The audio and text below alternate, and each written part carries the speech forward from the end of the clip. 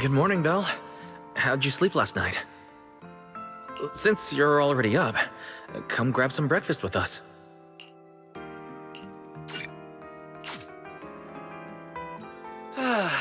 Having breakfast together with you guys every morning like this, I don't know, it just feels like it makes even my daily maintenance feel more like a special ritual, you know?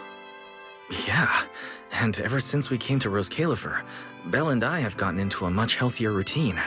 Oh, Belle, want another fried egg? I've got an extra. I want another one too, with ketchup. Yeah. Wait, Cecilia, that's not ketchup! That's my maintenance oil! What's wrong, Cecilia? Those dark circles are no joke. Rough night? Yeah.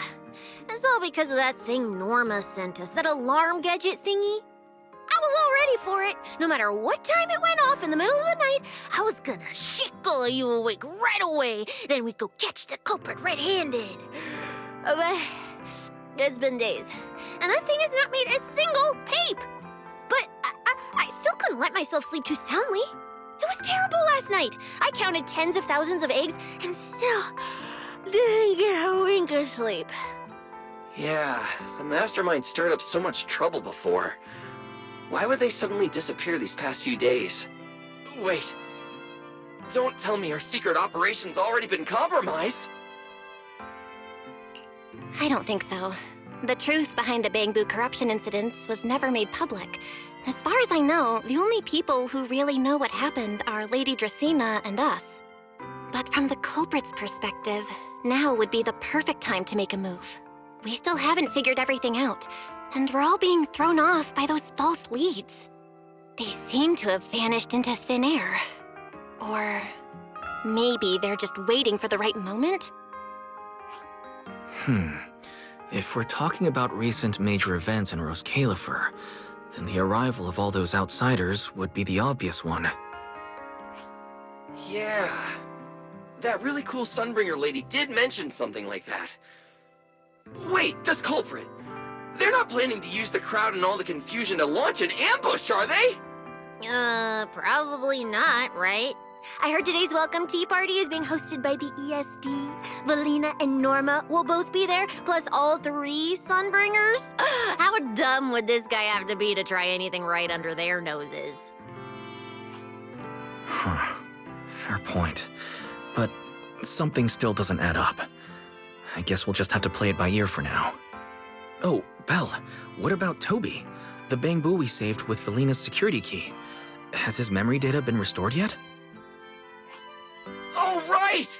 Norma said before that he might have a key clue about the culprit!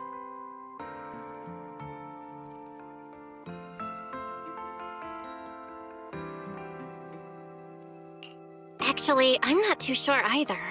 All I know is that ever since the vaccine plugin was completed, Norma's been completely swamped. She hasn't replied to any of my messages these past few days. Aw, man. She's already that busy, and Valina still called her to the tea party to help with the guests. Sheesh, poor Norma. Why do I get the feeling any guest who ends up dealing with a certain super cranky chief technician is gonna have it even worse? Well, breakfast is just about over. Billy, Cecilia, we should get going and pick up a few everyday essentials. Sounds good. Ready anytime. I'll stock up on motor oil while the sale's on. Pudding! And my pudding! Half-price pudding! I'm buying a whole case and stashing it in the fridge! Bill, you're really not coming with us? Something just came up. I mean, there's something I need to take care of with the HDD, and it's kind of urgent. You guys go on ahead. Yeah, Belle already gave me her shopping list, so let's go ahead without her this time. Well then, I'll leave things on that end to you, Belle. Huh? Why do I get the feeling you two are hiding something from us? You're overthinking it. More importantly, if we don't hurry, your pudding might sell out. Huh? Oh, right! I almost forgot. Let's go, let's go! Any later and we really won't make it!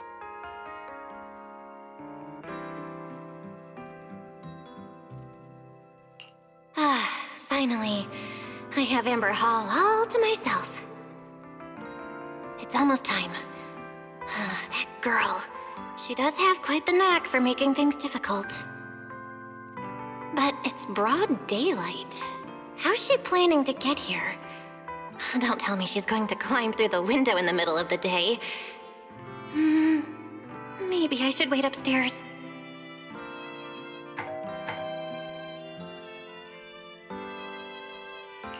Huh? Someone's here? Who could it be? And of all the times... Fine. I'll see who it is first, then figure out how to get rid of them. Wonder who it could be.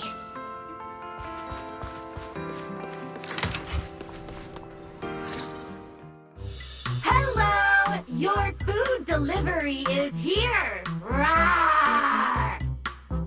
Food delivery? We weren't expecting any... wait, that voice? It's you?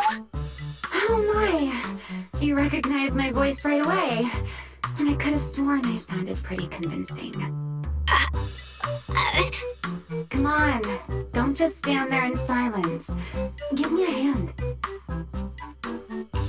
Huh? With what exactly? So, the head is a little smaller on the inside than it looks, which means, Alright, I accidentally got stuck in it. Could you help me?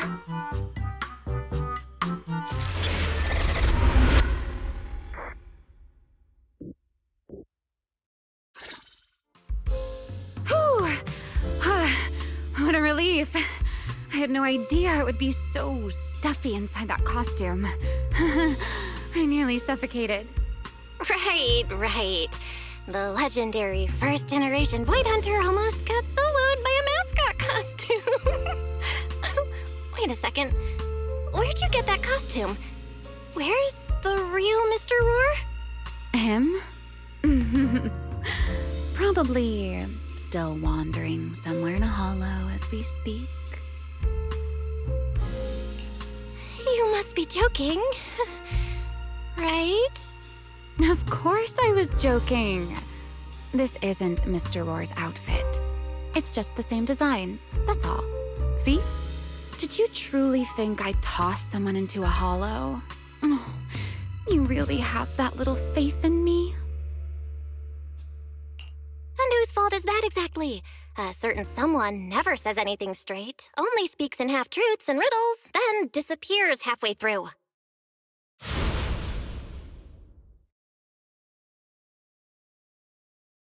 Think about your understanding. Everything you know. Have you ever heard of the word enchainer? Enchainer. Can't say I've heard of that before. What's that? Just as I thought. Helios never tells you anything that truly matters. But your teacher... Never mind. Let me think. Where should I begin?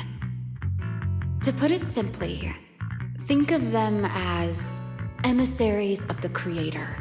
Or rather, the true rulers of the Great Hollows. Rulers of the Great Hollows? No need to look so surprised. Haven't you already encountered something similar? You mean, from that time in Lemnian Hollow? The Creator's vessel. Bingo. You got it. Still, while it bore some resemblance to an enchainer, it still had quite a long way to go before it could truly become one. Of course, had you not stopped it back then and instead let it fully absorb the Qingming Sword's power, it likely would have fully evolved into the Enchainer of Lemnian Hollow. I would have gained full dominion over the laws within Lemnian Hollow, whether that's miasma or anything else. Just thinking about it, that would have been a tough battle. Enchainers? Qingming Sword? Hang on, How did we end up talking about all this? Weren't we talking about Girtablullu? We are, aren't we? This is a topic related to Girtablullu. The Girtablullu as it stands now is less of an enchainer and more akin to... of all times. Never mind. Our little Q&A session ends here for tonight. 1 week from now, in the morning, I'll come find you again. Keep it a secret, won't you? Imagine if anyone found out that Miss Transfer Student is actually a partner in crime to Miss Fugitive. Just thinking about the trouble that would cause gives me a headache. Huh? Wait! Remielle, don't go! At least finish what you were saying!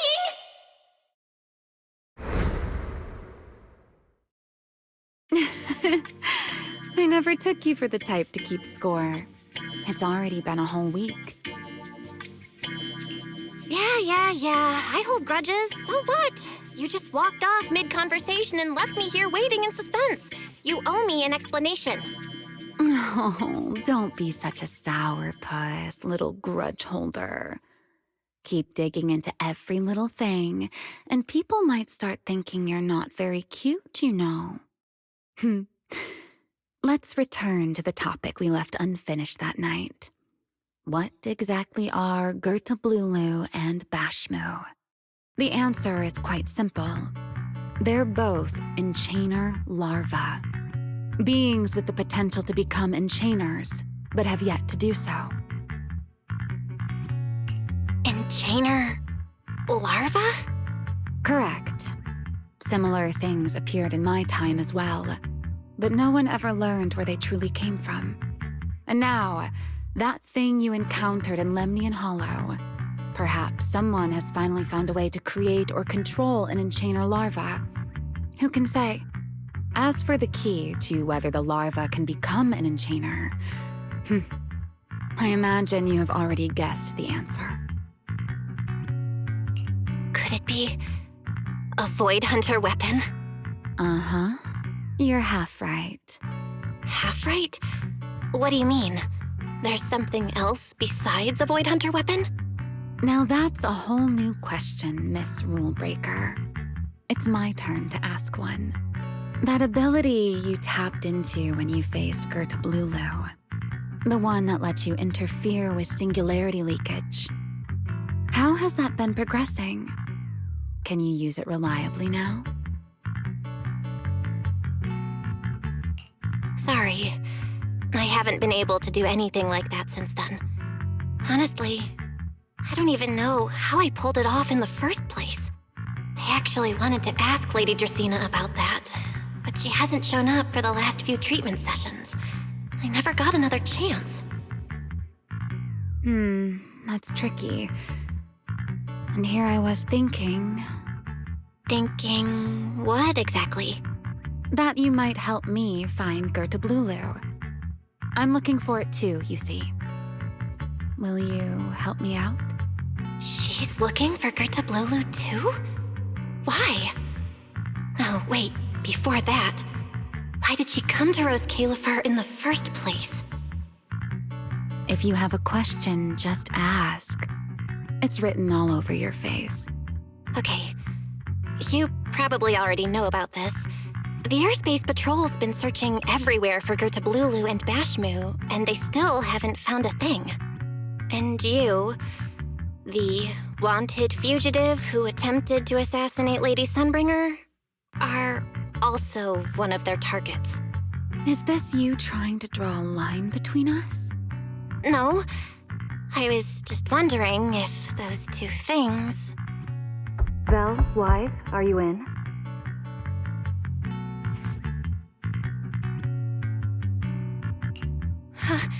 Was that Valina? What's she doing here? Uh-oh, Remielle, hurry up and... Please, pardon me. It's about something urgent, so I let myself in. Hi. Good evening. Good morning, Valina. Good morning. Are you having breakfast with Mr. Rawrs? Mr. Rawrs? Oh, right. Mr. Rawrs and I are, No, Lady Valina. I only stopped by to confirm this lovely young lady's order. Roar! Order? right. Billy's, no, wait, Cecia's birthday is coming up, so I wanted to order a cake for her. But this forgetful young lady forgot to pick a flavor. That's why I'm here to confirm it with her. Roar! Looks like you two have serious business to handle, so I won't keep you any longer, Roar. As for the flavor, miss, give it a little more thought. I'll stop by again tomorrow morning to confirm your choice. Roar! Mr. Rawrs seems somewhat different from usual today. Maybe a little. Oh, right. What brings you here today? Yes, I do have a rather audacious request. Belle, I would like you to accompany me to today's tea party. You want me to go to a tea party with you? Yes, you must have heard already. Guests from New Eridu will be arriving today. I have reserved Cup a Moment and prepared a welcome tea party for everyone. Originally, Norma was supposed to attend as the technical expert, but Toby's memory restoration has reached a critical stage, and she simply can't step away right now. Wait, are you saying you want me to pretend to be Norma?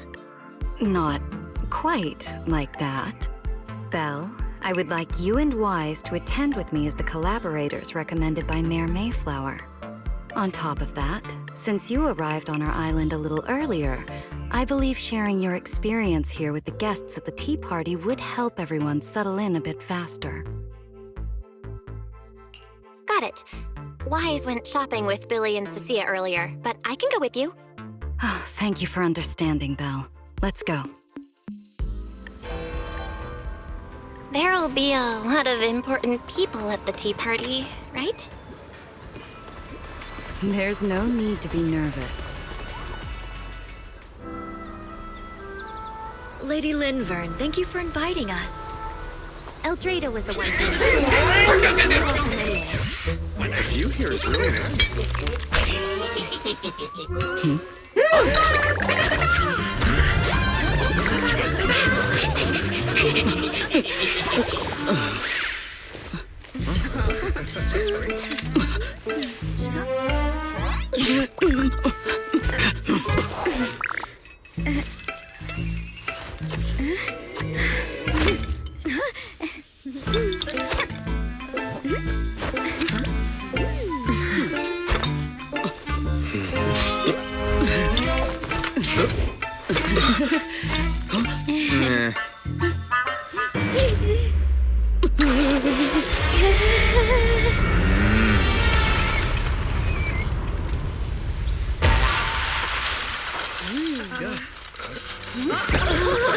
Wow, sure is lively.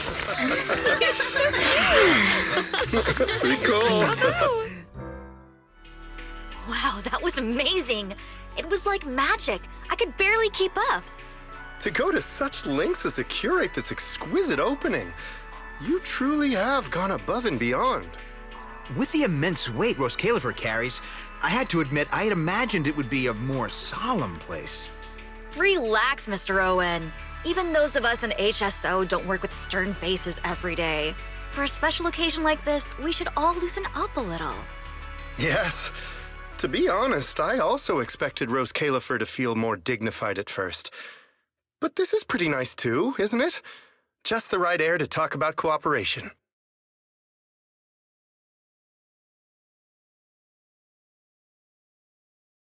Oh, thank goodness we were spared any major complications. What happened just now? That wasn't part of your plan, right? Hardly. If I'm not mistaken, this little mishap is the handiwork of those little ones from the Enna gang. Enna gang? Judging by the name, is it related to Bangbu? Indeed. In Rose Califer, many small groups form spontaneously among Bangbu, almost like clubs. The Enna gang is one of them. As for the Bangbu there, they always say they're acting in the interest of Rose Califer and all Bangbu, but to everyone else, what they do looks more like pranks. For example, a few days before your arrival, the huge pile of bananas in front of Aurelia Academy was also their doing. It was their way of voicing their grievances against the newest logic cores. I heard they originally planned to lay out banana peels, but Bangbu do not eat bananas, and they did not want to waste food, so they simply stacked the bananas instead. As it turned out, the students thought they were a special courtesy arranged by the ESD, and they were quite delighted for a while. So that's what you call doing the right thing for the wrong reasons, huh? At the same time, they don't have bad intentions.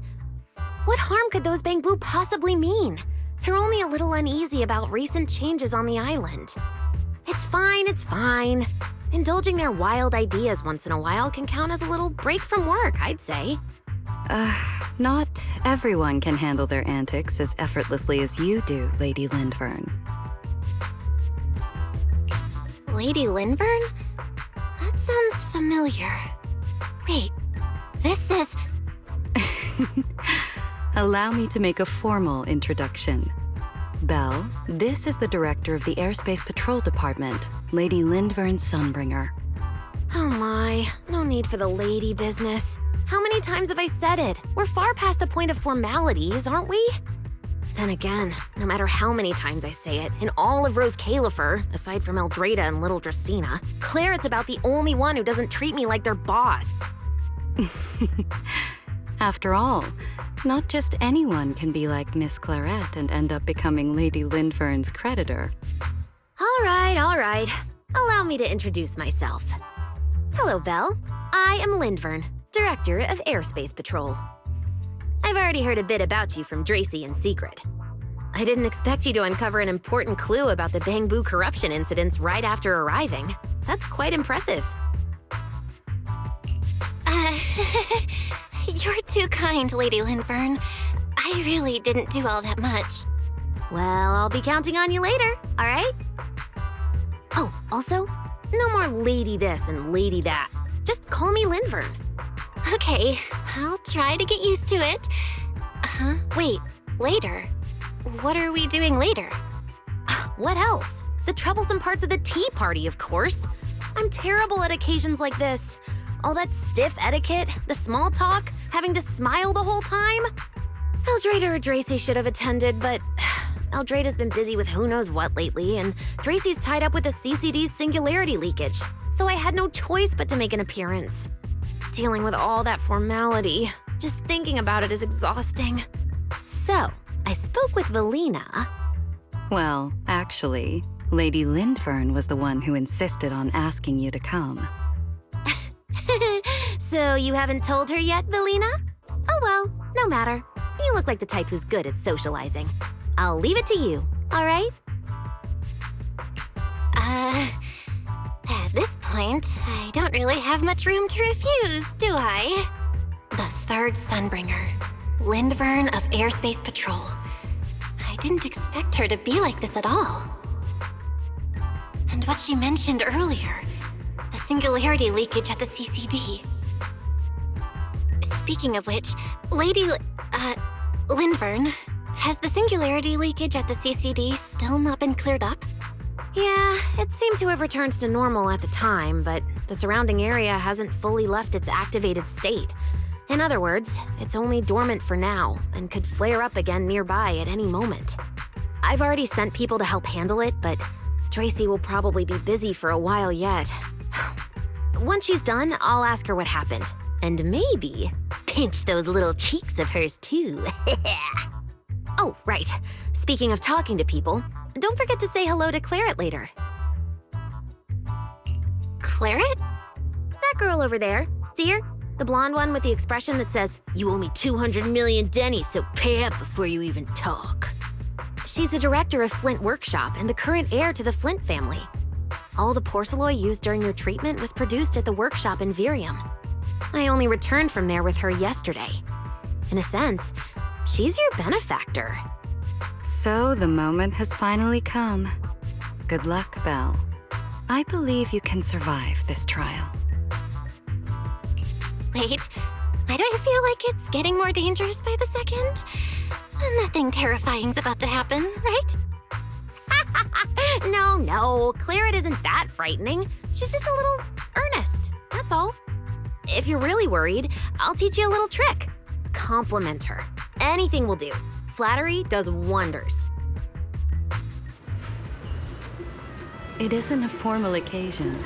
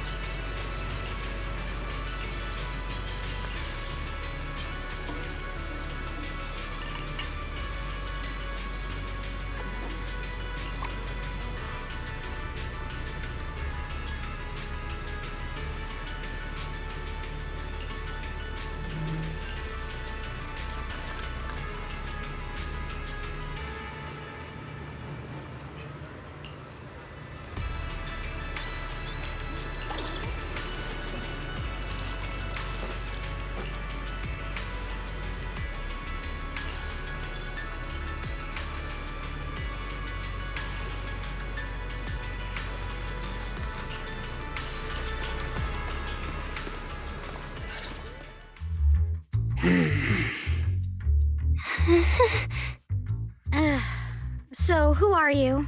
Another outsider? You've been staring at me for quite a while. Got something to say? Or is this some kind of new Eridu etiquette? Sorry, Miss Claret. I was just thinking how I should properly express my gratitude to you. Gratitude? Are you sure you've got the right person? Did I help you with something? Oh, wait, I get it. So you're the one Dracaene and the others are trying to save. Yes, that's me. Thank you very much for your help during my treatment. Oh, I forgot to introduce myself. I'm Belle. Nice to meet you, Miss Claret. Help? Funny, I don't remember doing anything like that. All I remember is someone sweet-talking me into investing in some ridiculous long-term treatment project, then burning through at least 3 days' worth of my workshop's porcelain output in a single day. As for how that turned out, that has nothing to do with you or that byproduct inside you. I'll go have a nice little chat with that innocent-faced little liar myself. Wow, she really doesn't pull any punches. Maybe I should try complimenting her just like Linvern suggested. Might lighten the air a little. Is there anything else? I'm truly sorry. I never imagined my treatment would require so much porcelain. I know this is an incredibly rare and valuable material that only Flint Workshop can produce. I'll repay your kindness somehow, and I'll never forget what you've done for me. Good. At least you understand. Hey, wait, don't just bow all of a sudden. You don't need to be that formal just to thank me. Everyone's watching. Honestly, you... fine, I'll let it slide since you're at least being reasonable about it. Drop by my workshop sometime. I'll personally take a look at that etheric other situation of yours.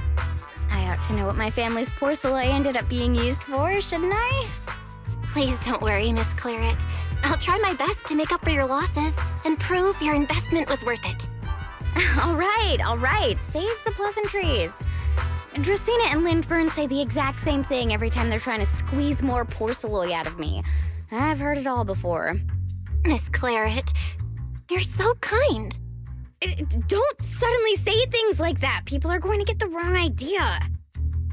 Anyway, I won't hold the poor Saloy thing against you today. I mean, none of this was your fault to begin with. In a few days, I'm gonna track down Dracaene and settle this properly. This time, I won't let her bat her eyelashes and worm her way out of it. Somehow, my impression of Lady Dracaene just changed a little.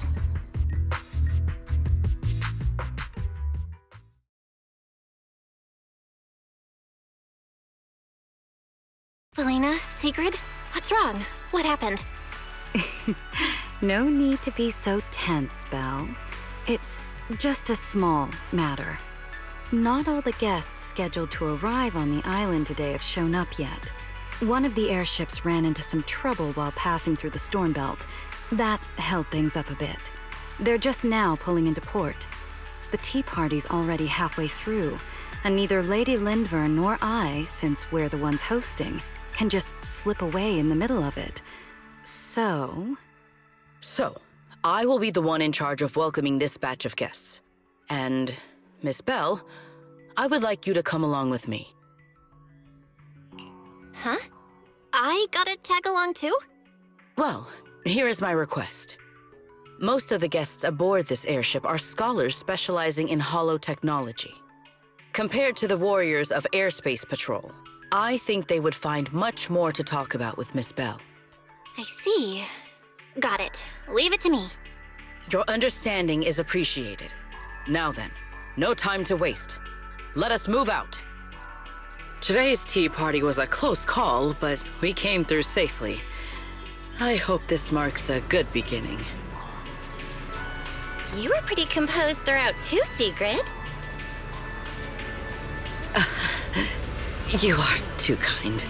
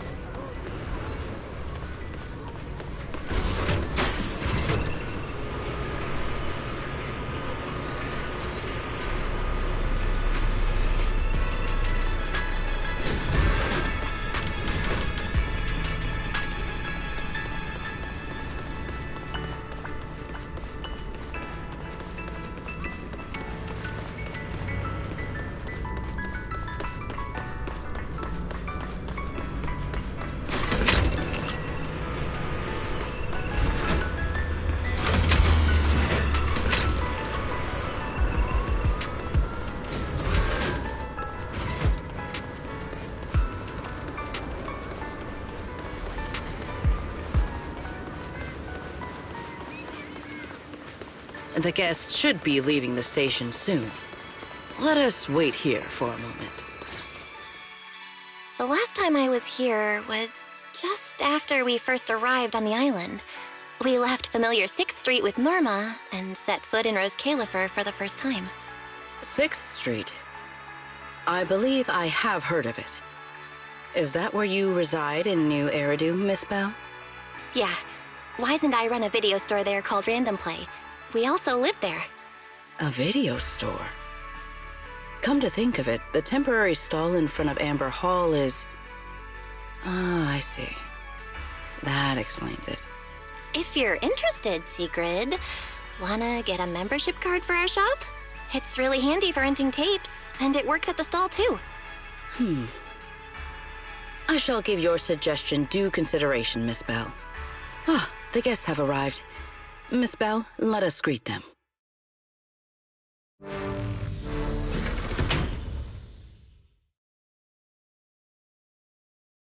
Honored guests, you have come a long way. I am Sigrid de Lazure, Deputy Director of the Rose Califer Airspace Patrol Department. On behalf of Rose Califer, I extend my sincerest welcome to you all.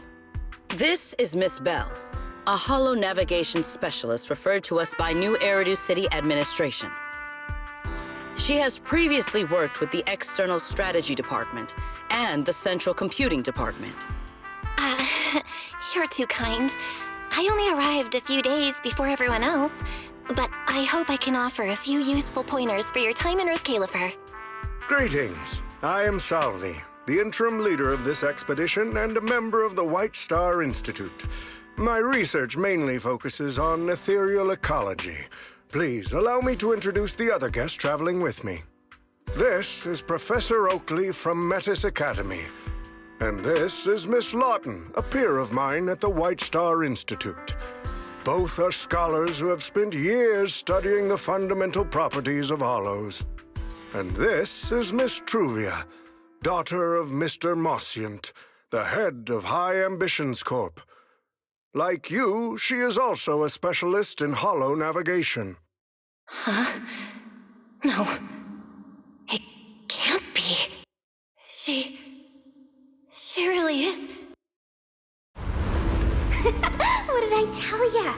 We were always gonna win this one. Icarus 2 points, Phaethon 0. That's only twice. Nothing to brag about.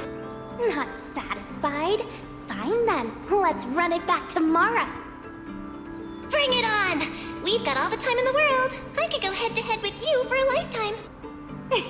Looks like someone's gonna be losing for the rest of their life, huh? Truvia, what did you just say? I'm saying, what's that got to do with me? Truvia, why? You could have easily. The Truvia I know would never say something so cruel. Cruel?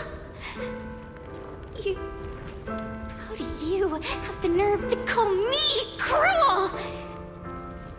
You two, you're the ones who are...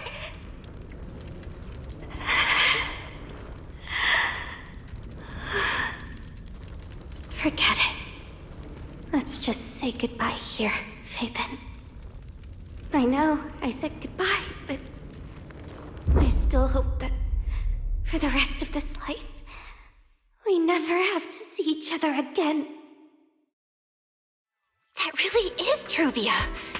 Why? Why is she here in Rose Califer? Did she already know Wise and I are here? No, she probably doesn't. Right, they just introduced her as the daughter of the High Ambitions Corp. Should I pretend I don't know her? Or... No, she seems to have noticed me too. Should I go say hi? Nah, forget it. When it comes down to it... Bell, Miss Bell. Yes. Miss Bell, Mr. Salvi just mentioned that since both you and Miss Truvia here are experts in holo navigation, you should have quite a few topics in common. Well, I'm not really an expert or anything. When it comes to specialized knowledge and technical skills, you'd really want to consult Miss Truvia for that. You give me too much credit. Our group primarily researches civilian equipment and technology. I wouldn't call myself a specialist. Why are two talented young folks like you being so modest? All right. Doesn't Miss Bell also have an older brother? That's right. Then it seems I recognize you correctly. To be honest, you and your siblings' names have come up several times in our Institute's recent research logs. Naturally, I became curious and looked into it a bit. That's when I discovered Miss Bell and Miss Truvia. Not only do your research interests overlap, but you also share another connection. You both studied at Helios Academy, and around the same time, no less. That's correct, Professor Salvi. Belle and I were both students at Helios Academy once. It's just, after the fall of the old capital, we never saw each other again. Oh my, so it truly is as I suspected. Once we reach the Teaparty, I'm sure you two former classmates will have plenty to catch up on. Unlike an old man such as myself, at my age, there are hardly any classmates left to reunite with. I suppose you're right. This Professor Salvi really knows how to put people on the spot. What do I do? Am I really going to spend the next few hours feeling this awkward? Somebody help! I would love the chance to speak with Miss Belle a little longer, but the journey was rather rough, and I'm afraid I'm feeling a bit airsick. If I were to attend the Teaparty in this state, it would hardly be proper. Sorry, Miss Truvia. That was our oversight. We did not account for a situation like this. Today's Teaparty is just a casual welcome we have put together for you all. You do not need to worry about a thing. We will be hosting a proper formal reception for everyone down the line. If you are feeling a bit under the weather, how about having Miss Belle accompany you for a stroll in the nearby park so you can rest? Huh? Miss Truvia politely declined the Teaparty. She probably wants to catch up with her old classmate who she has not seen in ages. Miss Belle, too. She seems to have a lot to say to Miss Truvia. Yes, that must be it. Then allow me to lend you all a helping hand.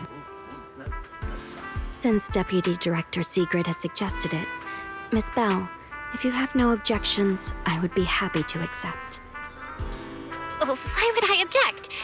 I'd be happy to. Rest assured, Miss Belle. Leave everything here to me. Please, take all the time you need to enjoy your walk with Miss Truvia. I shall explain the situation to Lady Valina.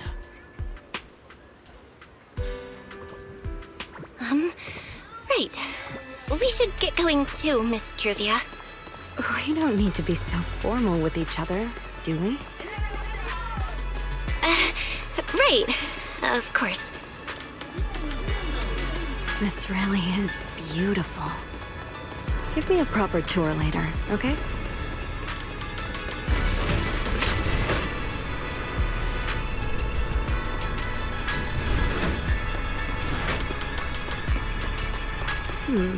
That silver tree. It's not made of porcelain, is it? The nameplate really does say porcelain. I heard Roscalifer was the homeland of porcelain, but I never imagined they'd use it for public decoration.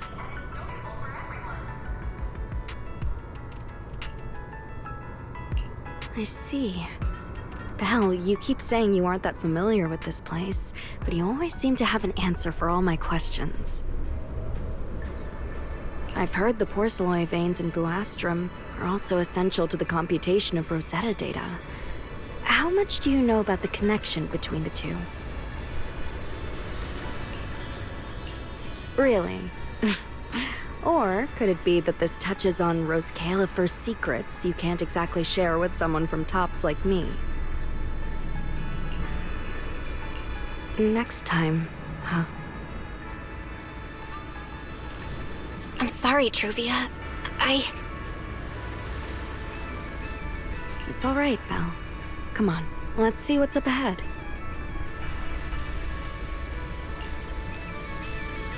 There's so many people over there. Yeah, there's a fountain over there. It's where Bangbu hold events sometimes. It's so cool here, and the breeze is nice. Thank you. I'm feeling much better now. This flight was way longer than expected, and I ran out of motion sickness medicine halfway through. It's much better than it was back then. Otherwise, Father never would have allowed me to come to Roscalifer. Thank you for your concern. My father may be getting on in years, but he's in good health. He still handles many matters personally. That wasn't really what I meant. Marciant has always had high expectations for Truvia and the others, but he's also strict. Especially after that incident. If I remember correctly, that was around the time Truvia started to... I wonder whether things between her and her father have improved since then. What's wrong, Belle? What's got you thinking so hard? All right, then. Let's keep going. There seems to be a large structure up ahead. Is that a chessboard?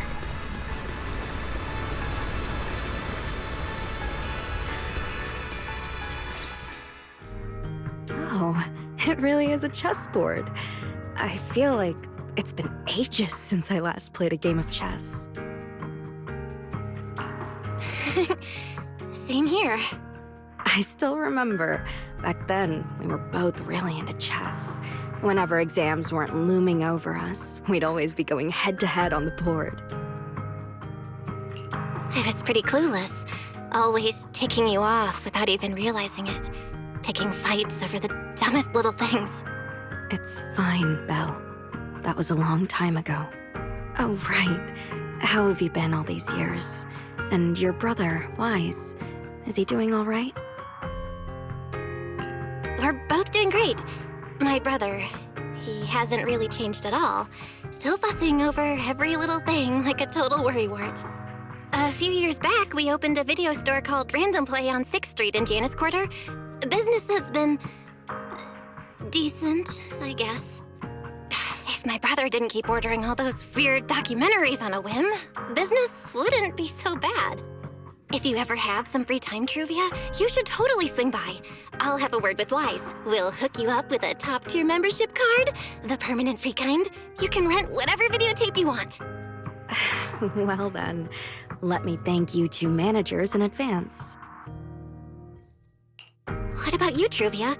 All these years. Have you been doing well? I guess I'm doing all right. Over the years, with my father's assistance, I've continued my research on holo communication and navigation. Back in the day, as one of the primary investors behind Helios Academy, High Ambitions actually retained a small portion of the related research materials. My father plans to adapt the technology for commercial civilian use. Fortunately, that's something I can help with. What Truvia means is High Ambitions Corp. They've been conducting research related to the HDD this whole time? Does she go in and out of holos as much as I do? If so, what's the condition of her ocular implants? Marciant, High Ambitions Corp. Do they even know that Helios never actually resolved the hidden dangers behind this power back then? No, I need to make things clear with Truvia, even if it means... Truvia, Truvia, are you still using the ocular implants Helios Academy put in us? As fellow holo navigation specialists, I think we both already know the answer to that question, don't we? Of course, I'm not trying to point fingers, and I have no intention of judging the choices you've made. But for me, I don't want this power to go to waste, and I don't want the memories tied to it to be forgotten along with it. Truvia, you've got it wrong. That's not what I meant. That incident back then, Helios Academy never fully resolved it. And not long ago, my ocular implants started acting up again. Enough! Let's not talk about this anymore. I want to hold on to those memories, but that doesn't mean I want you dragging me back to that day. I don't want today, this day of our reunion, to become the continuation of that day. Sorry. It's okay. That's all in the past now. And childhood, it's nothing more than the briefest chapter in our long, drawn-out lives. Compared to the present and the future, it's insignificant, and not really worth you and me bringing up over and over again.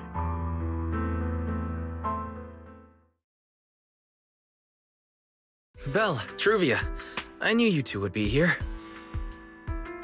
Wise, what are you doing here? We were heading back after shopping when we passed by Cup a Moment just as the tea party was wrapping up. Sigrid mentioned you'd come out here with an old classmate, so I figured I'd swing by and check in. I never would have guessed it'd be Truvia. That was cold, Wise. When your sister saw me, she was a lot more excited. I'd love to stick around and chat longer, but I'd rather not put myself through trying to keep up with you two chatterboxes at the same time. Now that the tea party's over, I should head back to the place the ESD arranged for us before my companions start worrying. Wise, Belle, I'm really glad we got to see each other again here in Rosetta.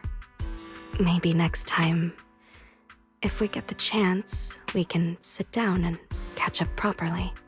No need to walk me back. I've checked the map, so I should be able to find my way. Besides, I'd like some time to myself. I'll see you around.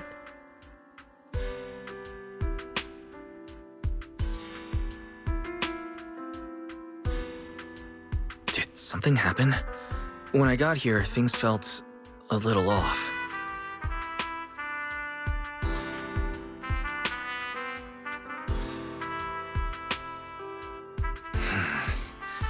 I didn't expect things to turn out like this. Sorry, Wise. I got ahead of myself. I should have thought it through before bringing up the ocular implants with her. It's okay. You meant well. Don't overthink it. The power inside us. We don't know how much Truvia understands it. But if anything goes wrong, we're going to have a serious problem. But there's no way to talk about this without bringing up Sir Pico. We need to find the right way to tell her.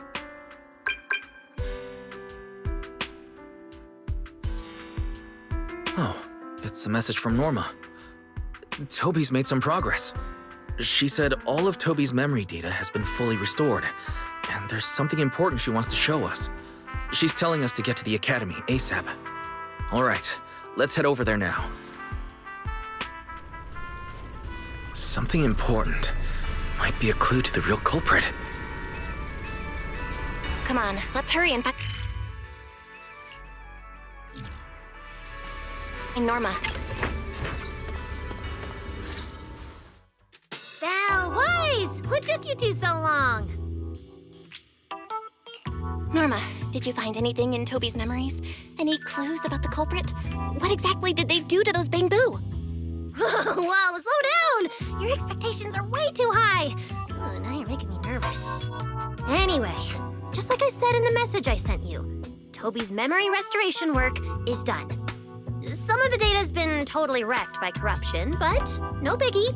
I still managed to dig up someone who looks like a prime suspect. I've already seen it plenty of times. Here, take a look for yourselves.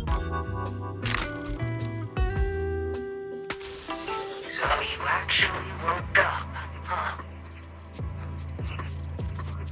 Sorry. If you'd just been a little more cooperative, it wouldn't have had to come to this. Poor thing. In a moment, you're gonna get in that machine, nice and quiet. Shh. Don't be scared. Soon you won't remember a thing. But you've been entrusted with a very important mission. Don't forget that. This guy. Who is he?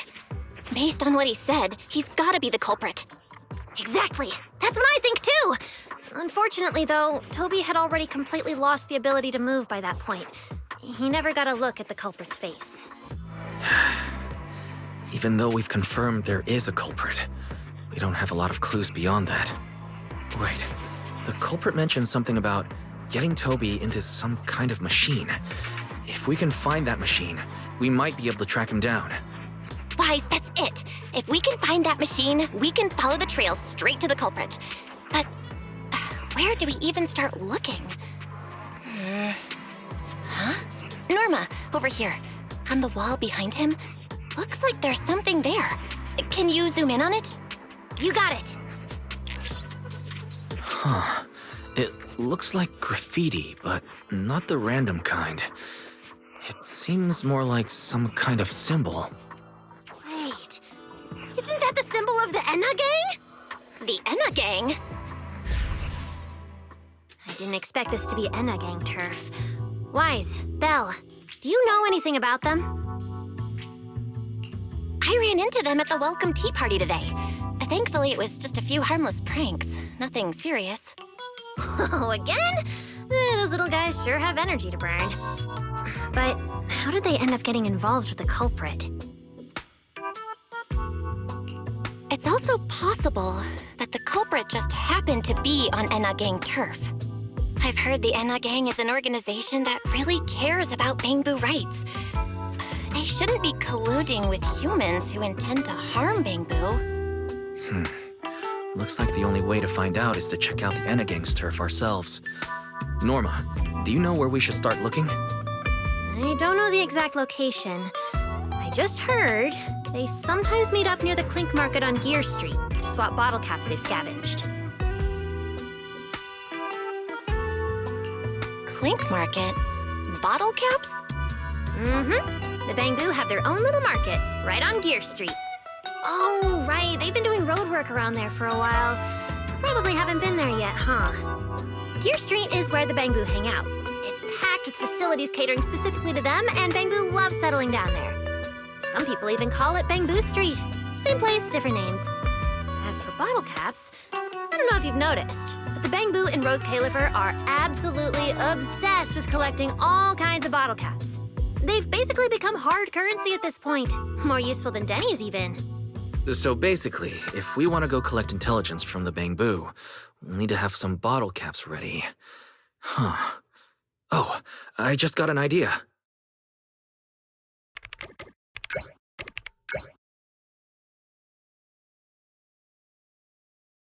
I'm here, Wise! Belle, check it out!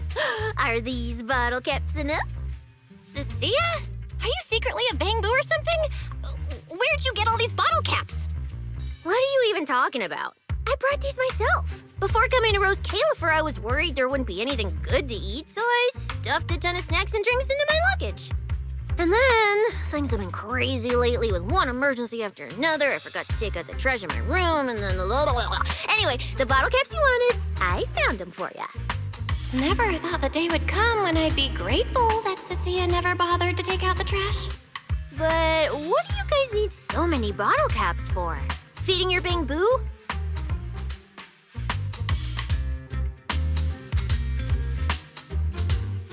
Oh, I see. Then what are we waiting for? Let's get moving. I'll sit this one out. With someone from the ESD tagging along, I doubt you'd get anyone to talk. Here, I've marked Gear Street on the map for you. The road there should have been fixed up yesterday, so you can head straight over. But hey, don't go telling anyone I'm the one who tipped you off. All right, let's go. We'll catch you later, Norma. Clink Market seems to be located on Gear Street. I have planned a route for you, Master.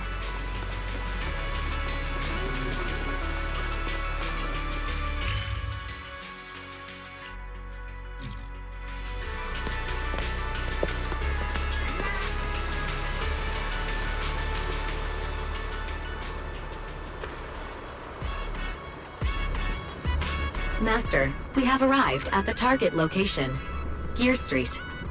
So this is Gear Street. There really are Bangboo everywhere, just like Norma said. Our target destination is Clink Market. Is there anything around here that looks like a market? Well, based on my extensive experience solving cases as a public security officer, over there! That red mailbox, that one. The little door next to it looks extremely suspicious. It might look completely ordinary, but did you notice? That Bangboo by the door! He's obviously was standing guard, and he keeps looking around. There has to be something important hidden behind it. That does seem suspicious. Let's go check it out.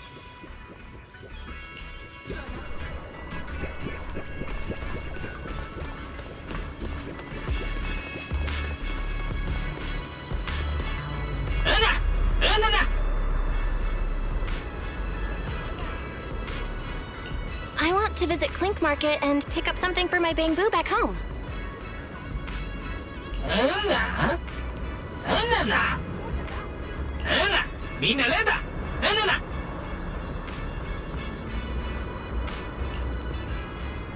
Yeah, this store is way too small. But at least I found the right place. Clink Market really is here. How am I supposed to get in? I've got it. Eos!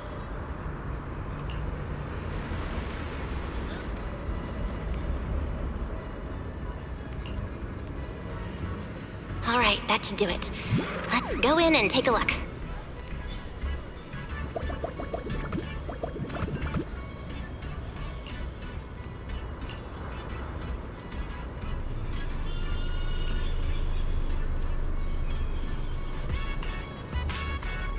Would you look at that? There really is a whole other world behind this door. Now, who around here might know about the Enna gang?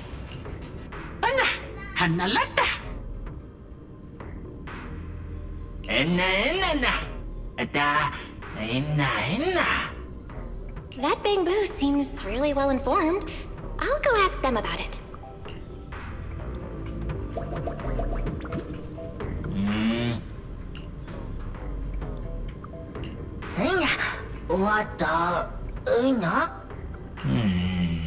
No response. What's going on? Is something wrong with Eos's language module? Wait, unless...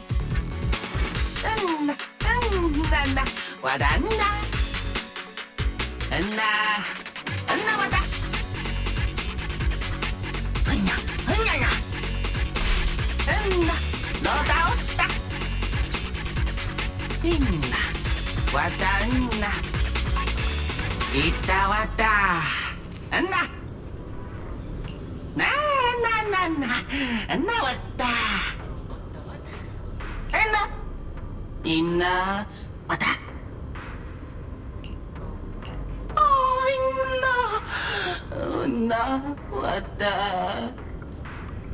Lota. Ina lota.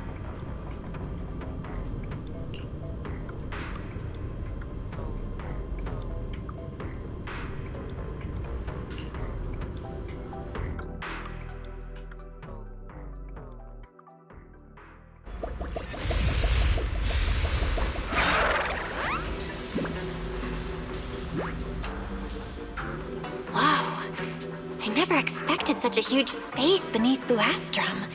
So this is the Retroflux zone. From the structure and the name, this has to be Booastrum's water circulation system.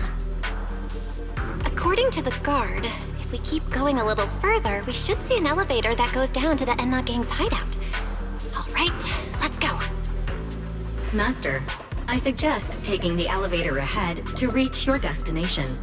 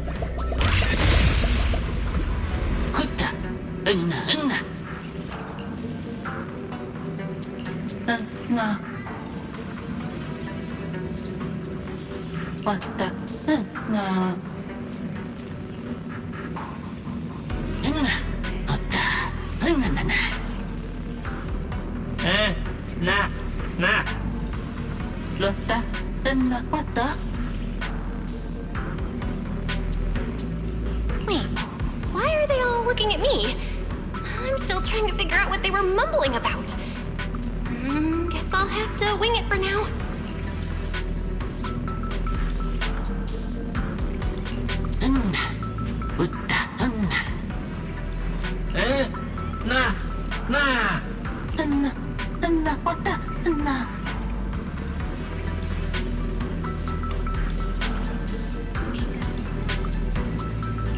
The elevator's broken. Let's look around. Maybe there's another way to reach the Enna Gang's hideout.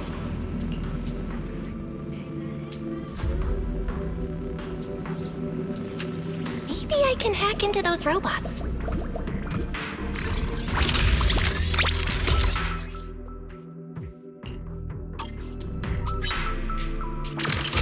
It worked.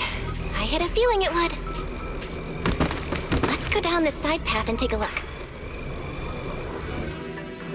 I don't see a switch for the drawbridge. Guess I'll just try ramming it.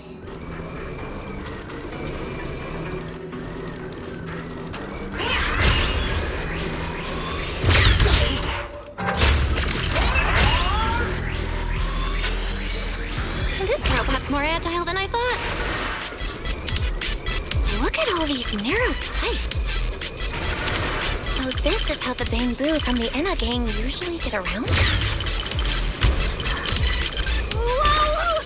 Am I supposed to go down like this? It's actually pretty fast.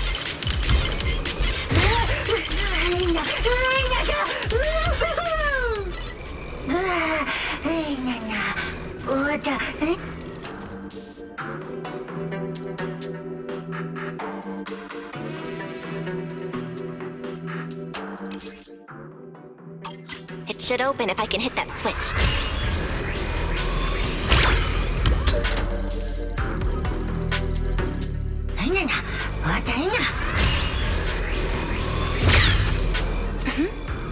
I think I hear something nearby.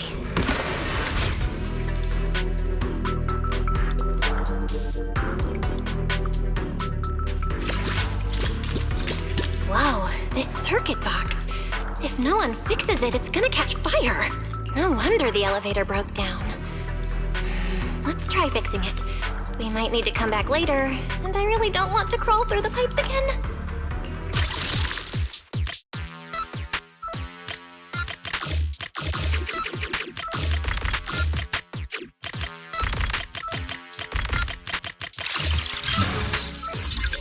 Okay, that should do it. Huh?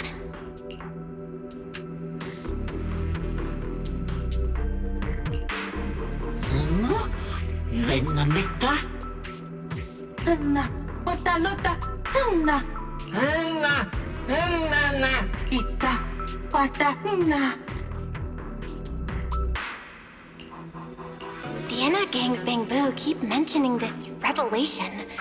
It's been bothering me for a while. What in New Eridu is it? Could it be a clue about the perpetrator? Or maybe...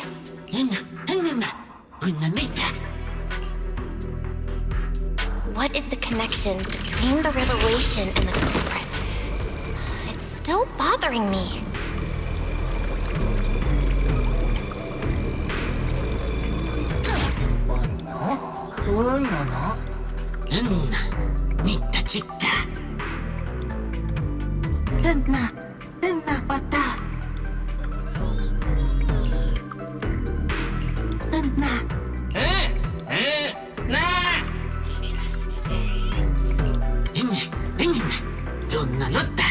Master, based on a rough calculation, the probability of this vehicle safely delivering Eos to the destination is 98.732%. That's way too precise. And how does this even count as a vehicle? Oh, fine. It's not like there's another way. Let's try it.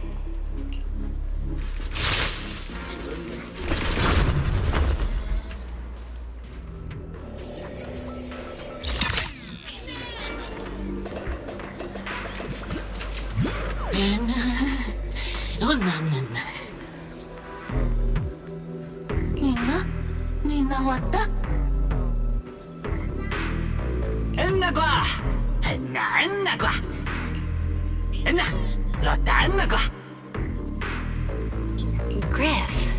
So he's the boss of the Enna Gang. Maybe he knows something about the perpetrator.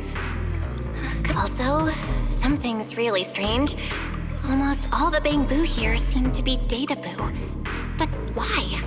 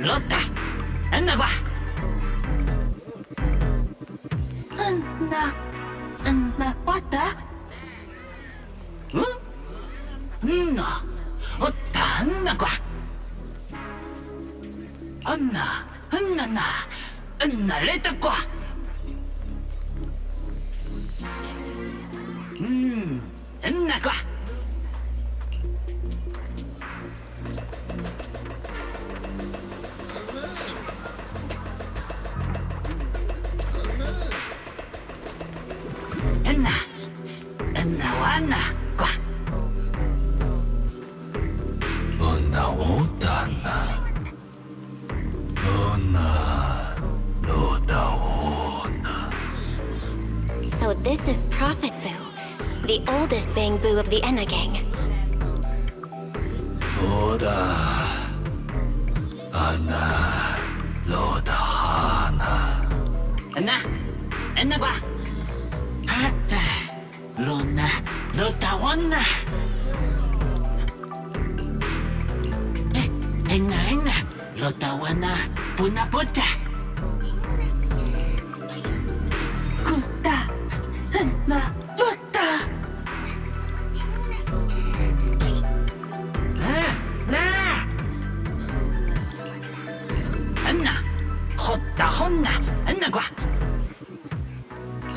I never should have fixed that elevator. How was I supposed to know it'd end up like this? This revelation thing, I don't even know what it is. What am I supposed to say? Apologies, Master. No relevant data found regarding the Enna Gang's revelation. Suggestion: respond vaguely and attempt to bluff your way through.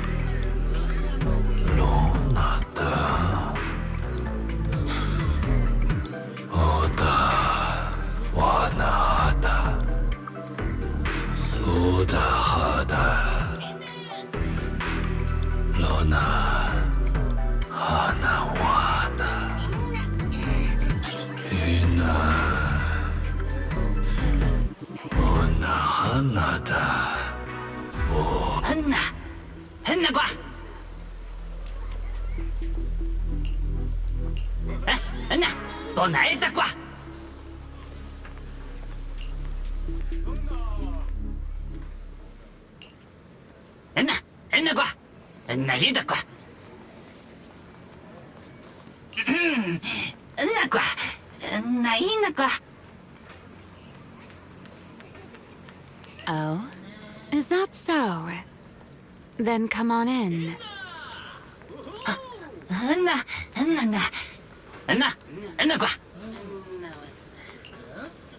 The Great One. Could that be the culprit? That voice sounds weirdly familiar.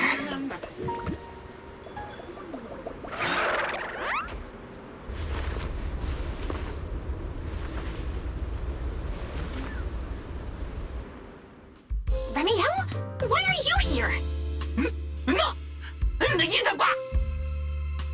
Oh yeah, she's up to no good. She is the partner in crime of a fugitive like me, after all. Answer me, Remielle! Why are you here? And what are you doing with the Enna Gang? Oh my, that is a curious question. Barging into someone else's home uninvited, then starting with, "Why are you here?" How terribly rude. Oh, wait. I suppose I did something similar myself not long ago. Never mind. Not important. Yes? Haven't I mentioned before? This is the proxy from the External Strategy Department.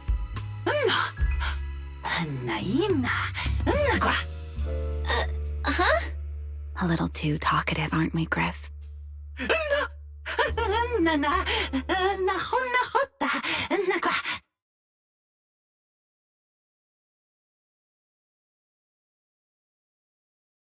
Well then, it's just the two of us now, my charming little bang-boo.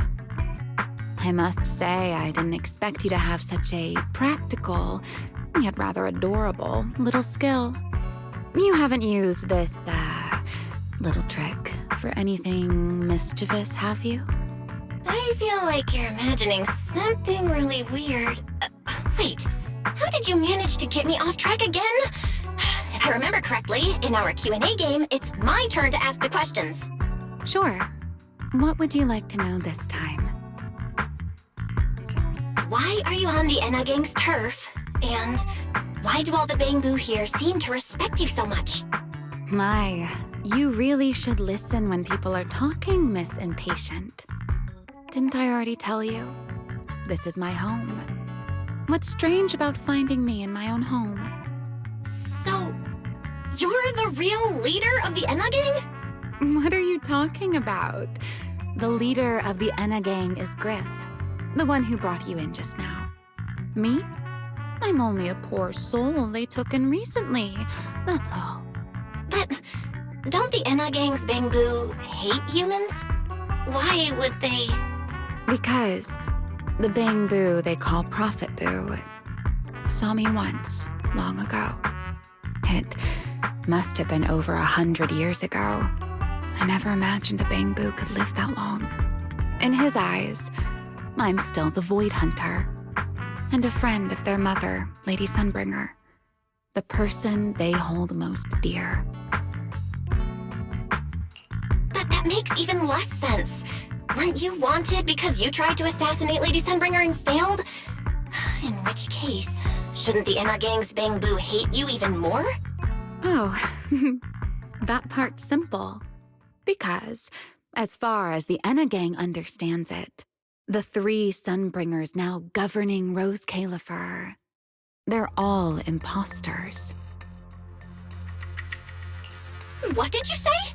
The 3 Lady Sunbringers we have now, even if they're not exactly as they once were, they're still Sunbringers, aren't they? Who knows? At the very least, the Enna Gang Bangboo don't see it that way. They believe only in the revelation they saw. And to them, it's proof that the true Lady Sunbringer is calling out for help. The revelation they saw. What exactly was it? How should I know? I'm not a Bangboo. But I've heard this so-called revelation is a vision that occasionally appears to Databoo while they're processing Rosetta data. The true Lady Sunbringer, imprisoned in endless darkness. Huh? Wait, hold on. The real Lady Sunbringer is imprisoned? By whom? No, that can't be right. There's no way anyone could pull off something like that. Sorry, I've got no idea either. All right, Miss Curious. I've answered quite a few of your questions already. Is it my turn now? What do you want to ask? No need to be so nervous. Aren't we close enough to tell each other anything by now? My question is the same as yours. Why are you here, my dear Proxy? Remember Toby, the Bangboo we rescued from Girtablullu? We managed to restore some of Toby's memories. He was kidnapped, and the place where it happened had Enna Gang graffiti. I see. So you've come to the Enna Gang looking for answers. Singularity leakage, the culprit behind the Bangboo case, the Enna Gang, Girtablullu. If my guess is right. What is it, Remielle? No, it's nothing. Just a passing thought. Speaking of which, how about I do you a little favor, Miss Detective? I can step in as Lady Remielle of the Enna Gang, put in a good word for you, and have the Enna Gang Bangboo assist you in locating this, crime scene. Really? That'd be a huge help, Remielle. Thanks. Wait. There's a catch, isn't there? No, knowing you, of course there is. All right, out with it. What are you plotting this time? Wow, Miss Detective. Isn't that a little much? I told you my condition ages ago. Help me investigate Girtablullu. And if I'm not mistaken, Girtablullu and the culprit you're after may end up being connected. Not this again. Enough with the riddles already. Remielle, could you please clarify what you mean? Very well. I'll try to restrain myself. Though, I am rather fond of riddles. A riddle keeps the uninvolved safely in their garden of ignorance, while guiding those who seek the truth one step at a time toward the heart of the mystery.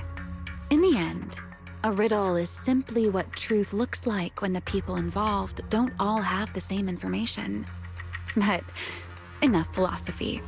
Let's ask Griff about the place you're searching for. Griff's good at rallying people. He'll definitely be able to help. I hope this works out.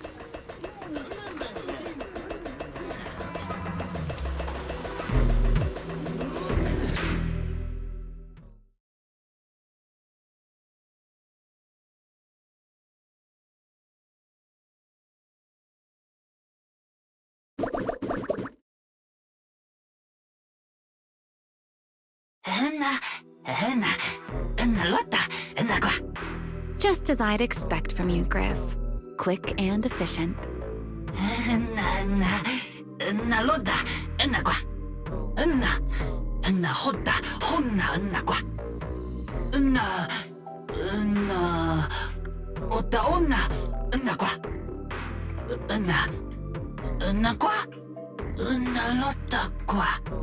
Don't worry, Griff. I'll go with her. Huh? Remielle? You're coming too? Wasn't that our agreement? I help you follow the culprit's trail, and you help me investigate Girtablullu. What? Have you forgotten already, my dear partner in crime? Something's not right. Did you just talk me into this again? This is one of those moments when overthinking won't do you any favors, Miss Detective.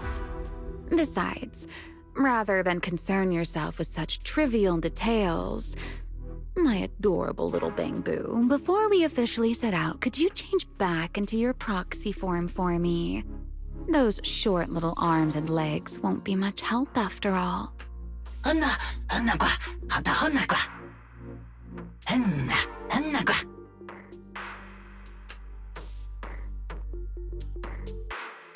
Got it. I'll be right there.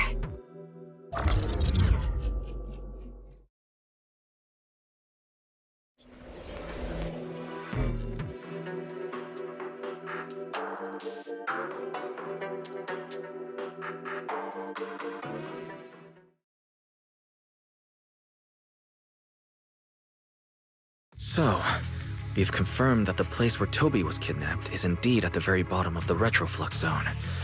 But I still can't shake the feeling that Remielle's keeping something from us. Like she said, in a Q&A game, the one answering can't lie. But that doesn't mean they have to tell the whole truth.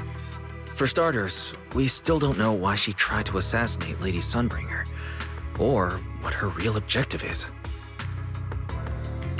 Yeah. Back in the Retroflux zone, I actually thought about asking her why she tried to assassinate Lady Sunbringer. But somehow, I had a feeling she'd just dodge the question. As for what she's really after, well, at least the part she's willing to tell us is pretty clear. She wants to use mine and Pyros' ability to manipulate the Singularity leakage to track down Girtablullu.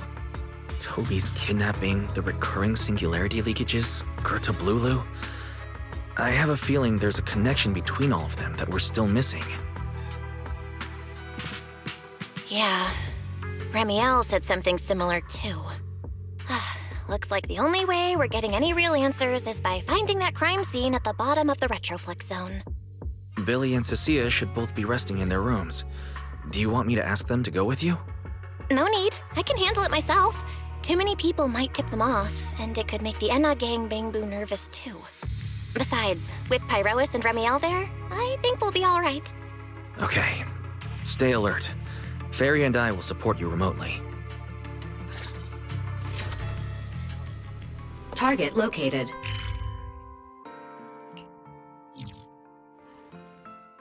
Pardon me. Is something troubling you? You have been circling this phone booth for quite some time now.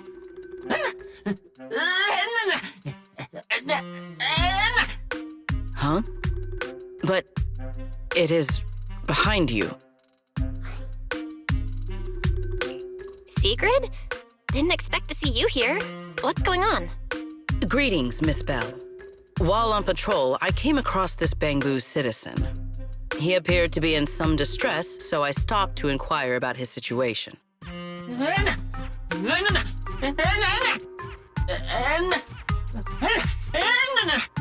Waiting for someone? And who might that be?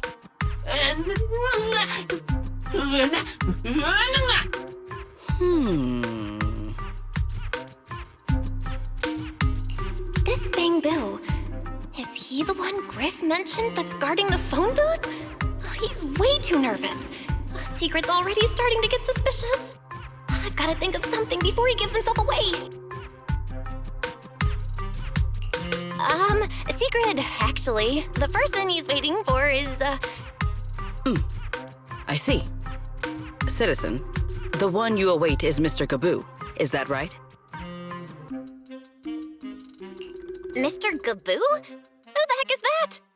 I do not know, but we must stay here. We must wait for Mr. Gaboo. Perhaps today, perhaps tomorrow. But one day, we shall wait no longer, for Mr. Gaboo will finally arrive. Huh? Oh, it's a line from the famous play, Awaiting Gaboo. Did I get that right, Mr. Actor?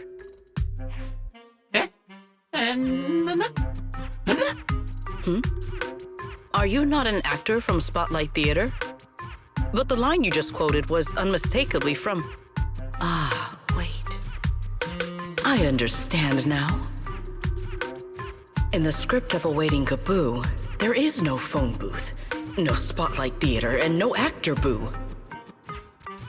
He must have immersed himself in the role for so long that he is still mentally in character. Yes, that must be it. I ought not disturb his rehearsal any further. My apologies, Mr. Actor. I misunderstood the situation and rudely interrupted your rehearsal.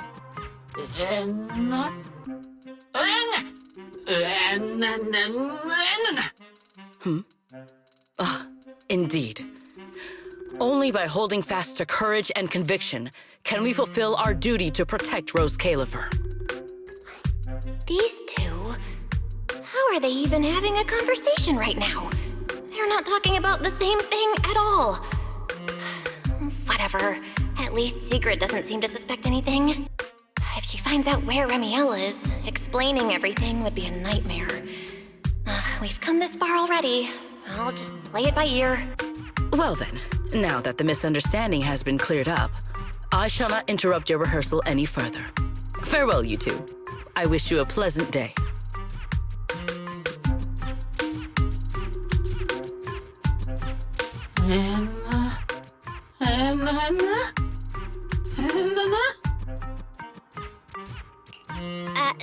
No. Absolutely not. You've got the wrong idea. A very, very wrong idea.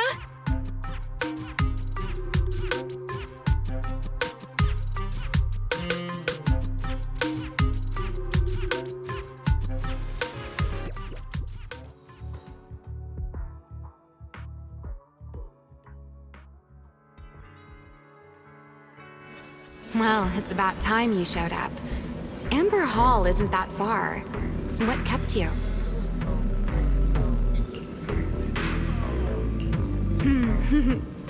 You're acting more and more like a partner in crime now. Covering for your accomplice in front of an airspace patrol officer. Still, I have some understanding of what kind of person Sigrid is. Rigid, earnest, and her intuition is unnervingly sharp. She's certainly difficult to deal with.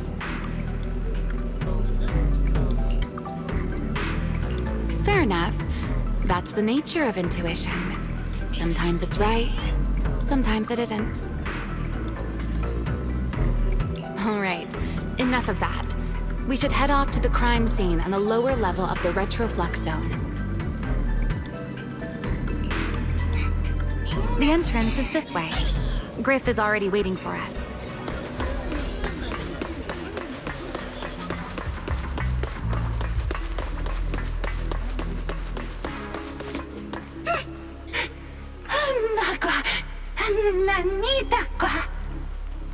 All right, Griff. That's enough flattery. The sky will get dark soon, so we should get moving.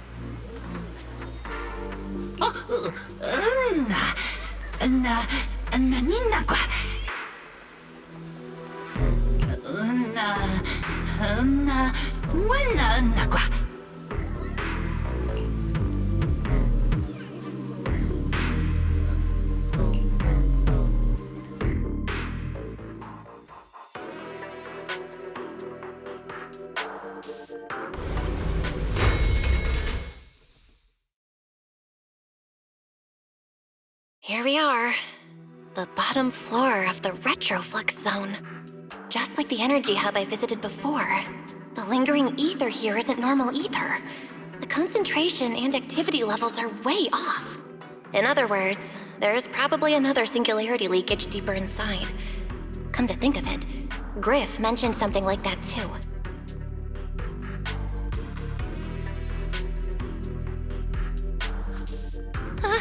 Hey, that tickles. Remielle, what are you doing?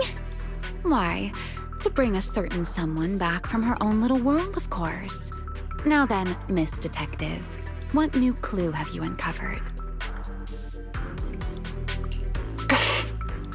Oh my, are you upset? Then how about this? I'll give you a feather as well, and you can try to get me to sneeze too.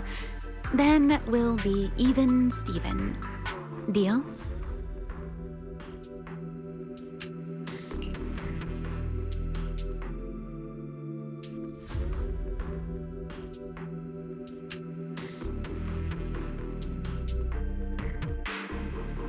There. Now we're even. So, tell me, what did you find? The lingering ether in this area, its concentration and activity aren't normal.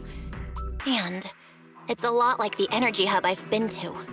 In other words, if we keep going deeper, the odds of running into a singularity leakage are very high. So, as we keep moving deeper, we'll need to avoid singularity leakages as much as possible. Remielle, I need you to follow my directions, okay? I'm pretty dang confident in my proxy skills, so we should be just fine. Remielle? Are you listening? Remielle?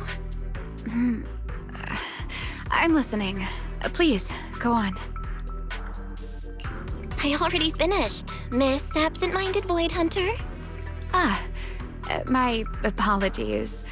My mind wandered for a moment. It won't happen again. But I did hear everything you said. Really. Relax. I'll follow your lead. After all, your faith in the legendary proxy. I'll leave the route planning to you, oh great Faithin. Mind using a different title, oh great wanted Void Hunter? I swear, you're always way more demanding of me than anyone else.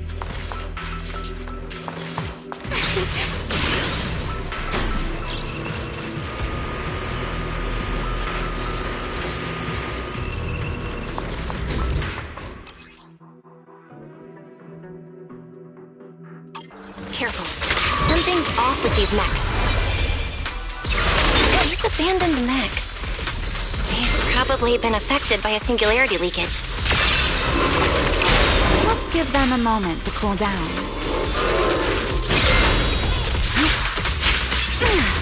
What the Cocoon didn't hurt at all?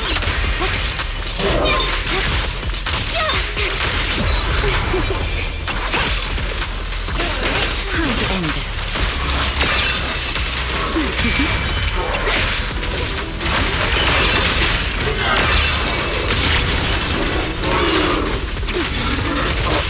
I'll remember.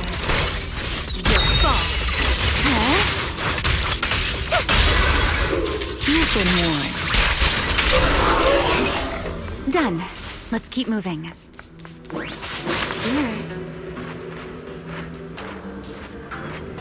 The ether activity nearby is acting up. Could it be a singularity leakage?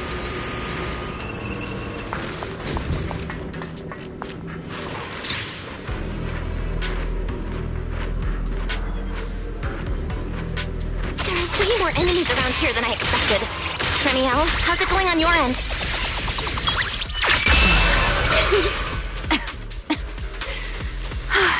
These enemies are far too strong. I couldn't possibly defeat them. Abandoned mech beats first-generation Void Hunter. Yeah, that'd make a pretty wild headline. Speaking of which, your combat skills are improving rather slowly, aren't they? Hey, I'm doing pretty good for someone who's always been the brains of the party.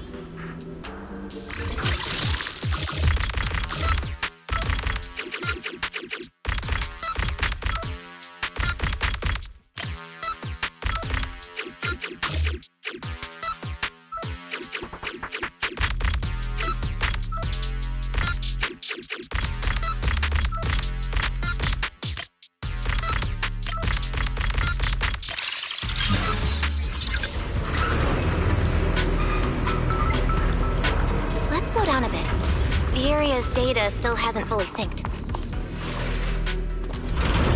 Remy, wait, don't!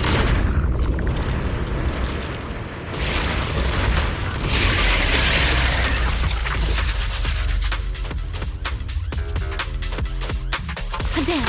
Great. We still ended up in the Singularity leakage. Since we're here, let's finish this quickly. All right. Let's go, Pyrois.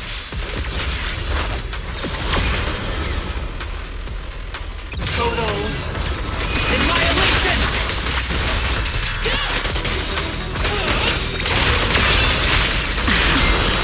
A diversion. Hear the howling wind. Let the stage be even more dazzling.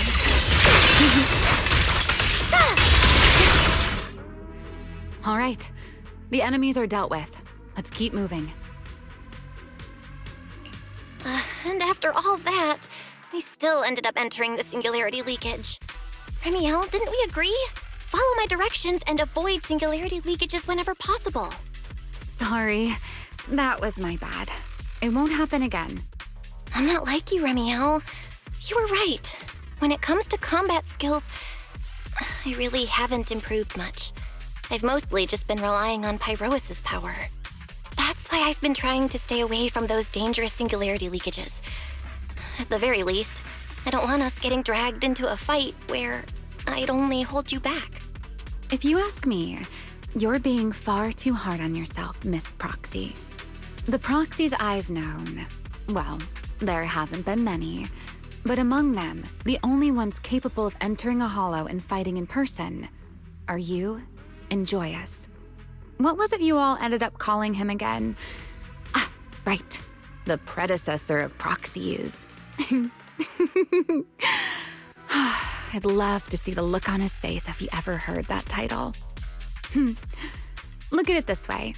You're already enough of a legend to stand shoulder to shoulder with the predecessor of proxies.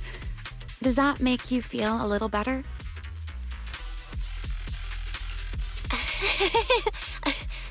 Thanks, Remielle. But putting me on the same level as Mr. Joyous? You're giving me way too much credit. It's not such a stretch. If you ask me, his combat skills may actually be worse than yours. He's your complete opposite. Always convinced he can handle anything.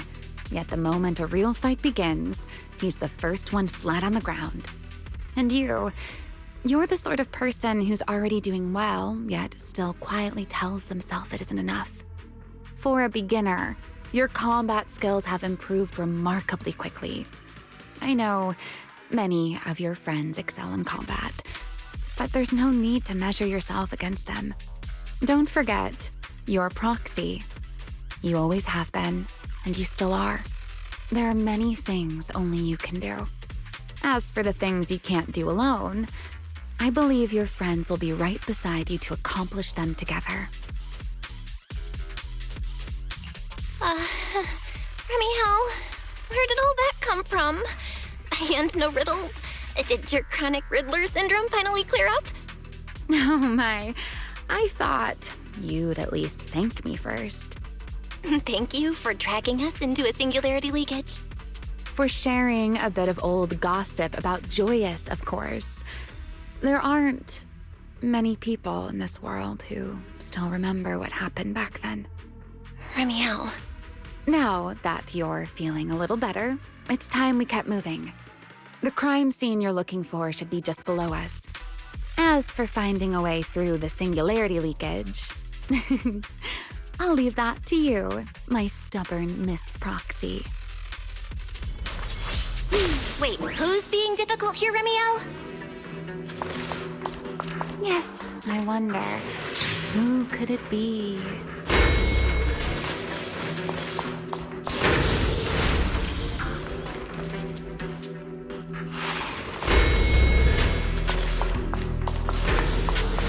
I'll leave the fighting to you, Remielle. As you say, Miss Proxy. Ta-da! Doesn't it seem like there's more and more enemies around here? This hardly counts as a warm-up. Time you still have to feel regret. Feels like we're really starting to get in sync, Miss Proxy. If I push just a little harder, I can totally keep up with you. You won't be deceived by that. I have you now. Let's go and do it.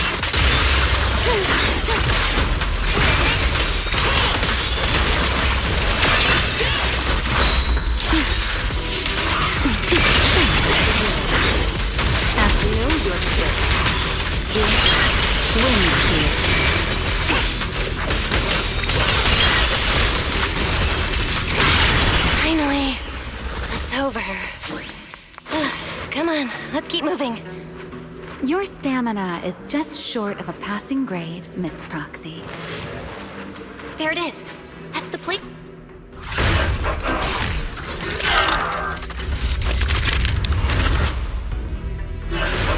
Whoa, that's a strong ether activity response. Master, I'm picking up ether activity similar to that of Toby. So the culprit used this mech to hurt Toby. Remielle, you can't smash it to pieces. It has clues tied to the culprit. That's asking a great deal. Fine. Understood.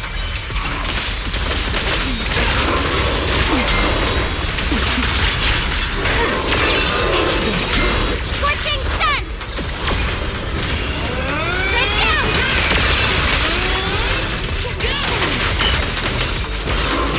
Ready to dance with me?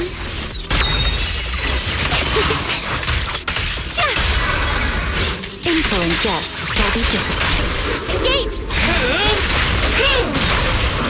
Let's bring this to a peak.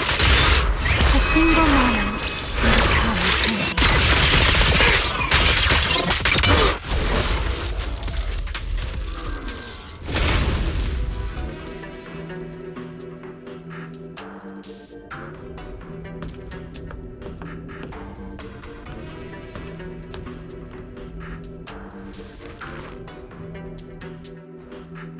Data cross-reference complete. Master, your current location matches Toby's memory record with a 99.73% similarity rate. Site confirmed. Looks like the culprit's long gone by now. Let's check out that weird mech first and see if we can find any clues. Then I'll rest nearby for a bit. Data analysis isn't exactly my specialty, so I'll leave that to you and your AI assistant. Sure, no problem. Leave it to me.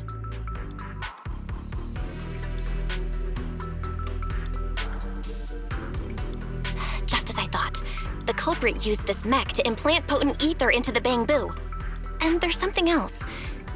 I'm seeing traces of a virus inside the bamboo. Was the culprit trying to control them remotely and make them commit crimes? Or maybe... Best be quick, Miss Proxy. I damaged that mech's ether battery during the fight, so there's no telling when it might explode. Huh?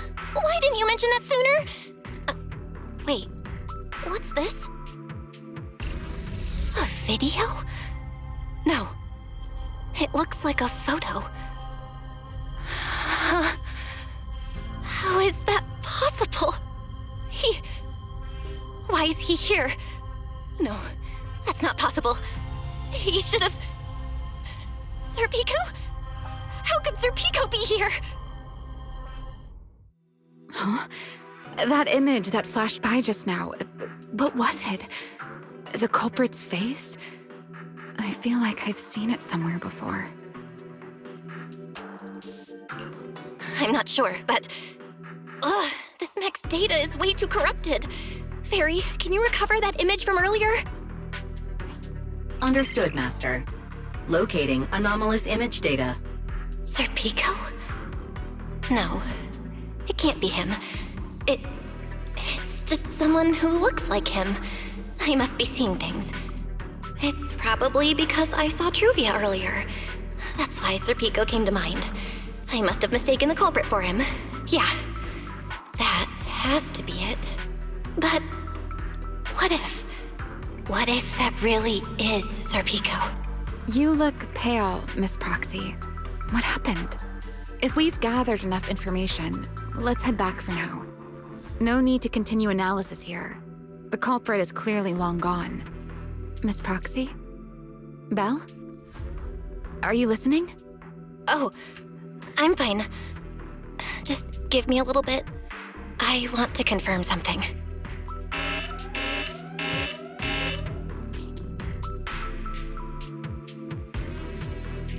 Belle, stay away from that mech. Explosive device is So close!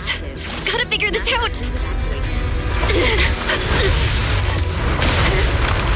Wait! A clue! What did you do? What did you do? You have a death wish or something? Are you trying to get yourself killed?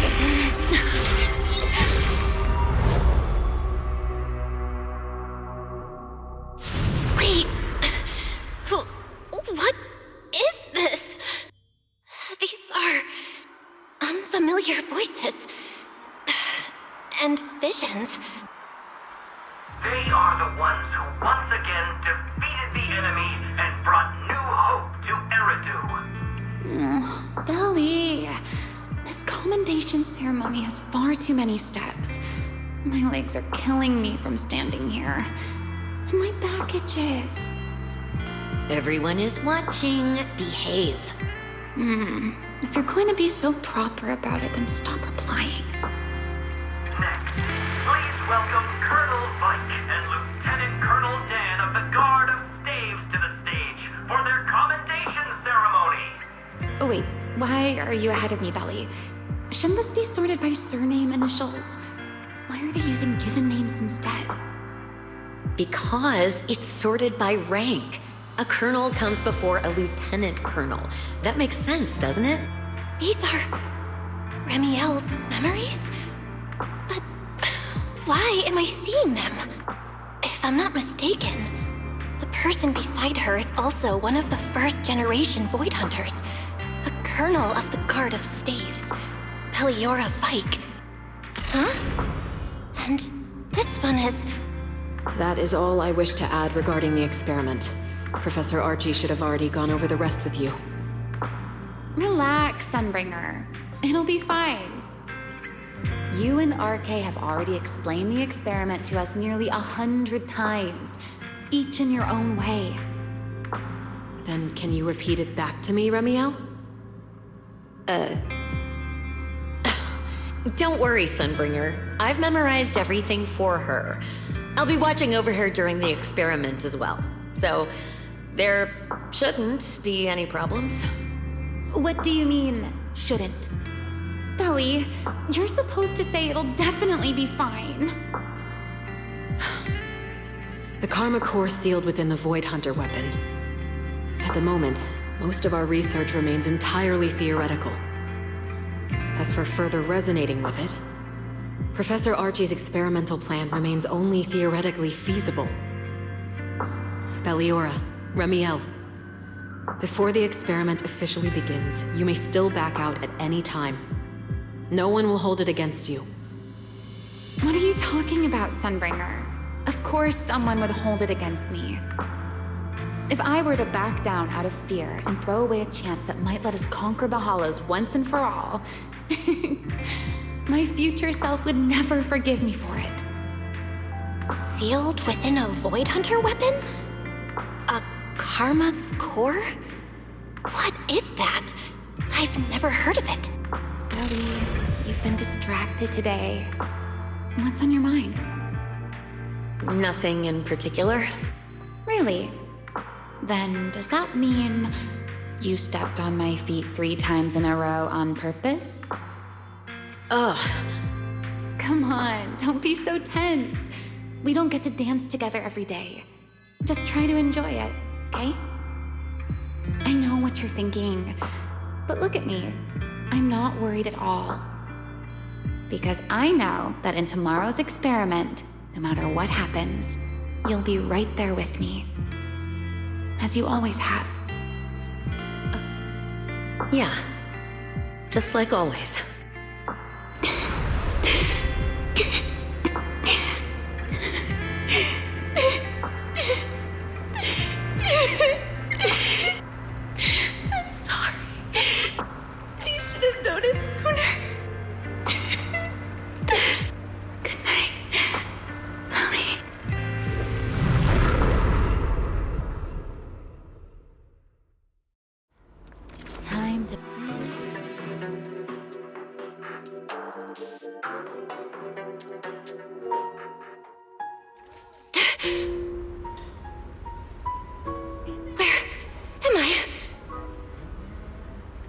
You're in someone else's home, sleeping in someone else's bed.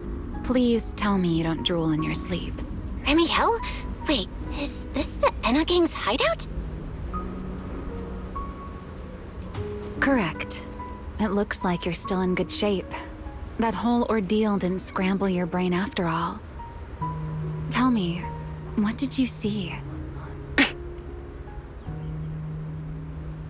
Now, don't go quiet on me, Miss Proxy. Unless, are you perhaps a little too bashful to speak up? Worried you might be mistaken for a peeping Tom? I'll go first then. I saw you, your brother, and those 2 classmates of yours. What were their names again? Truvia and... Sir Pico. Oh, right, Sir Pico. So that's what happened between you all. No wonder you were so shaken. Why were we able to see each other's memories? That is not a question I can answer for you. After all, I have only experienced it twice myself. Twice? Mm-hmm. The previous time was when I retrieved Thaumiel from within you. I was really caught off guard, too. I had no idea what was happening. It felt like a flood of memories that weren't my own poured into my mind all at once. Though it seems you have no recollection of it whatsoever. Maybe you were already on the verge of losing consciousness then, and felt nothing at all. All right. It seems I am the one who'll be mistaken for a voyeur. For the record, I didn't mean to pry. So, can you tell me now? What exactly did you see? I saw you, Colonel Vike, and Lady Sunbringer. You were talking about something called a karma core, and after that... Not long after that, Belly died. I killed her with my own hands. Remielle! I'm sorry, Belle. I know I was the one who brought this up, but I'd rather not talk about it anymore. It's getting late. You should head back to Amber Hall.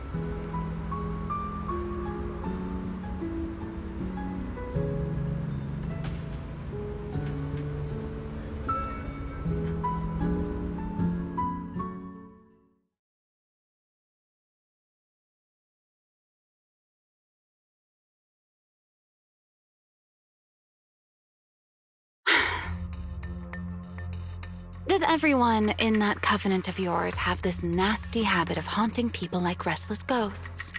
I'm simply concerned about your mental state, Remielle. Then this is the worst possible time to appear. I can at least pretend you don't exist if you just stay away. Sorry. If you are truly sorry, then disappear. Now. You knew all along that Faith and I would have that strange resonance, didn't you? I'll take your silence as a yes. Yes. I knew all along that she would have an anomalous resonance with you. The part of you that's already fused with the karma core. But I'm sorry. I did not expect the 2 of you to see fragments of each other's memories because of it. Fine. Since you are being so sincere, I will forgive you this once. So, why did you show up this time? Surely you didn't come all this way just to apologize.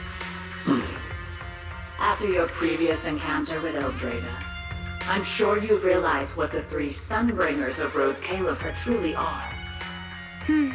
Perhaps. I'm not drawing any conclusions here, but I have a fairly good guess. Sunbringer. She always did have a habit of taking things too far. What's your plan then? My plan? Well, how about a short summer vacation here in Rose Califer for now? Remielle, I hate to remind you again, but time is running out.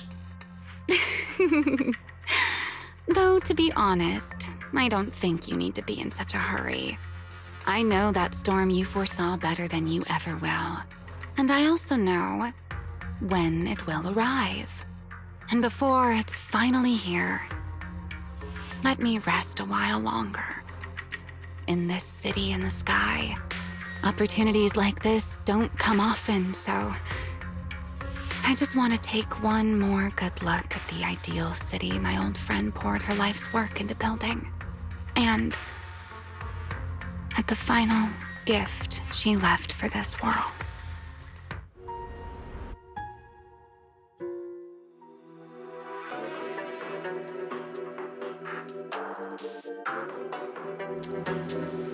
I've never seen Remielle look that sad before.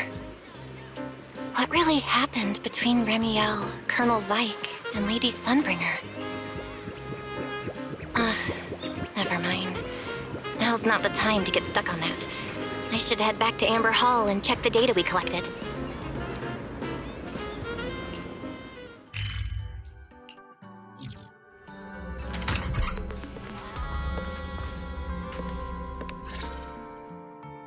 Belle, you're finally back. Huh? Wise, what's wrong? Why do you look so tense? How could I not be? You suddenly lost contact with Fairy down at the bottom of the Retroflux zone.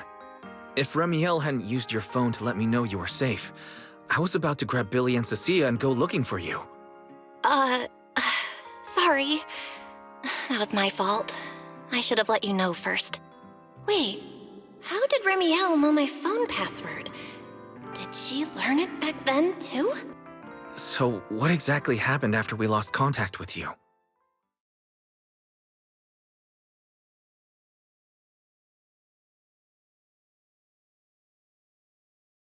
You shared each other's memories. Can our ocular implants actually do something like that? I don't know. Nothing like this has ever happened before. But Remielle said she saw something similar when she pulled Thaumiel out of me. I think Thaumiel and my ocular implants must have had some kind of weird reaction or a resonance. True. Thaumiel was there both times. But you've spent quite some time with Remielle before, and nothing like this has happened, right? Yeah, that's true. I feel like there has to be something else besides the ocular implants and Thaumiel. How about we go ask Lady Dracaene the night after tomorrow? She's overseeing our treatment, so she may know more about this.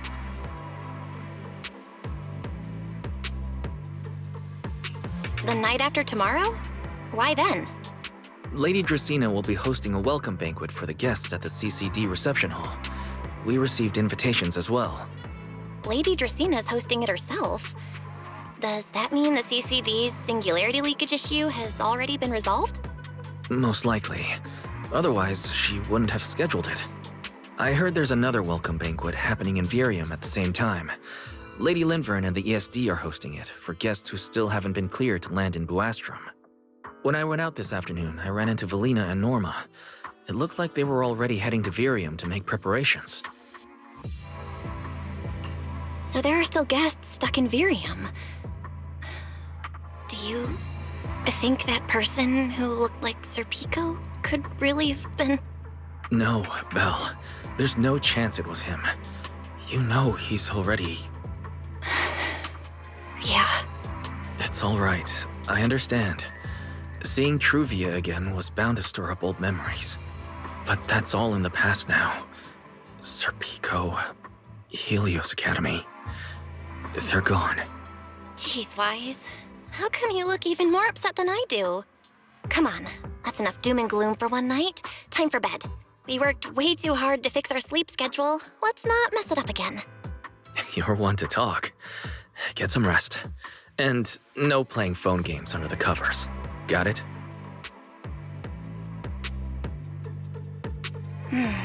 Before bed, maybe I should take another look at the data from the Retroflux zone.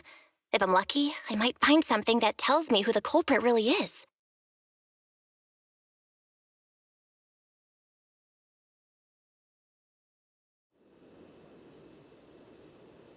Belle, your light's still on. Are you still working? Belle?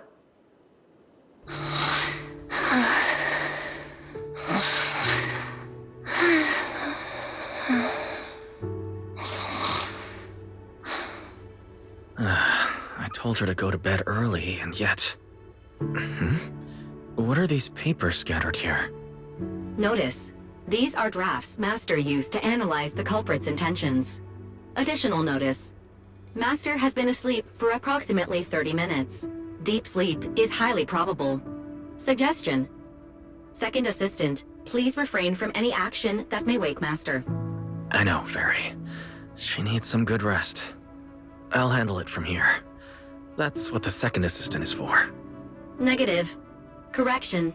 Second Assistant will complete it under Supreme Assistant's direction. All right. I'm counting on you then, Supreme Assistant. Fairy, give me a quick summary of everything we've established so far. Understood. Displaying all current findings and analysis for Second Assistant. Finding 1. The culprit's victims share no common traits. Their identities are of limited use for further deduction. Finding 2. Whenever the culprit implanted potent ether into each Bangbu victim, he also set a specific activation time and activation location. So for the culprit, what matters is the time and location, not the victim's identities. Affirmative. Based on current information, the most meaningful data is the time and location of each Singularity leakage. Fairy, can you pull up Airspace Patrol's recent records? Start from when Singularity leakages began appearing frequently. I want to see when and where each occurred. Understood. Accessing Airspace Patrol's internal network. Wait, Fairy. Why are you hacking into Airspace Patrol's intranet? How do we even explain this if they catch us? Just stick to the public records. Too late, Second Assistant. Intrusion and search processes complete. A complete schematic has been generated for Second Assistant, with all Singularity leakage times and locations marked. So these circles mark where each Singularity leakage appeared, right? The Energy Hub, the Retroflux Zone, the CCD. Looking at the map, they appear to be randomly scattered around Booastrum. Oh, right. I remember now. Even after a Singularity leakage disappears, there's still a window where it can be reactivated. Affirmative. Such events exist in archived records. Fairy, could you mark the locations of these reactivated Singularity leakages as well? Understood. Corresponding locations have been added to the map for Second Assistant. The positions changed a lot. No wonder it took so long for Lady Dracaene to deal with the CCD's Singularity leakage problem. Fairy, what's the significance of these overlapping areas? Answer. These indicate multiple Singularity leakages occurring in close proximity, both in time and location. Analysis. Under these conditions, multiple Singularity leakages interact, causing the affected area in real space to expand accordingly. So what you're saying is, multiple Singularity leakages that appear at the same time and place can overlap. Wait, does that mean... Fairy, can you reorganize this data again? I want to pinpoint when and where these Singularity leakages came closest to overlapping. Understood. Generating new analysis results for Second Assistant. This is it. This has to be it. How long was I out for? Fairy, I said wake me up after a bit. Wise? What are you doing here? That's not important. Fairy and I have figured out the culprit's true intent in creating Singularity leakages. Come take a look. This is the location of the Singularity leakage the culprit created last week, 3 days after we rescued Toby. All the Singularity leakages overlap with one another, and the affected area stretches from the edge of Scommel Hollow all the way to Booastrum's main urban district. So, the culprit could use this method to move something from Scommel Hollow to Booastrum. Wait, Girtablullu? Yeah, I think so too. The culprit's real objective is likely to move Girtablullu into Booastrum's urban district. When you encountered it, it was clearly attracted to Singularity leakages. But what happens after that? Once Girtablullu is inside Booastrum's urban district, then what? And besides, if it's really inside the Singularity leakages in Booastrum right now, why hasn't anyone spotted it yet? Looks like we'll have to follow the trail of Singularity leakages and investigate on site. Yeah, I was thinking the same thing. Once it's daylight, Billy, Cecilia, and I will head to the energy hub. Maybe we can follow whatever traces are left and find a new lead.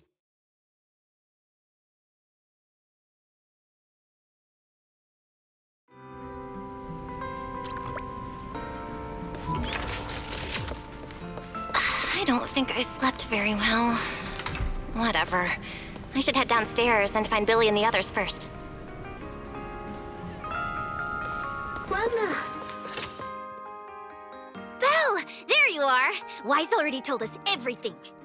Now that's our manager! You found a clue on the culprit in no time at all! All right, time to investigate the site. We'll start at the energy hub and follow the Singularity leakages one by one until we track down either the culprit or Girtablullu. Right. Fairy and I will stay here and provide remote support, as always. Belle, if you end up running into the culprit or Girtablullu, your safety comes first. Don't take any unnecessary risks. Don't worry, Wise. I'll be extra careful. Promise. We'll protect the manager too! Yeah, don't worry, Wise. If anything goes wrong, I'll grab Belle and make a run for it. Oh, sorry, Billy. You're on your own, buddy. No problem! A Starlight Knight always protects their companions until their dying breath! Wow. Seriously? Come on, don't say stuff like that. It's bad luck. Anyway, it's getting late. Let's go!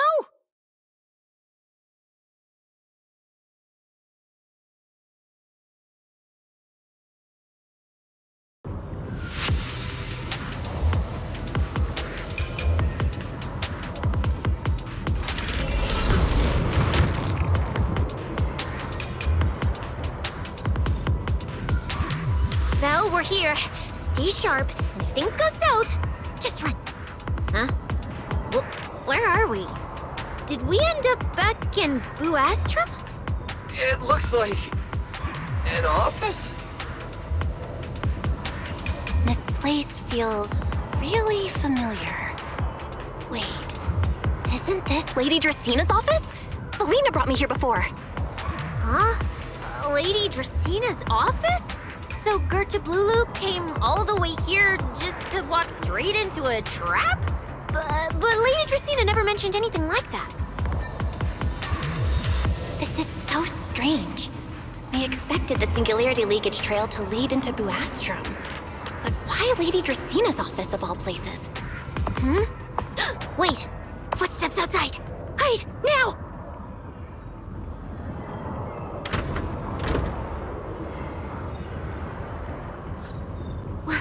You startled me. What are you all doing here? Oh, well, actually, Belle! You explain.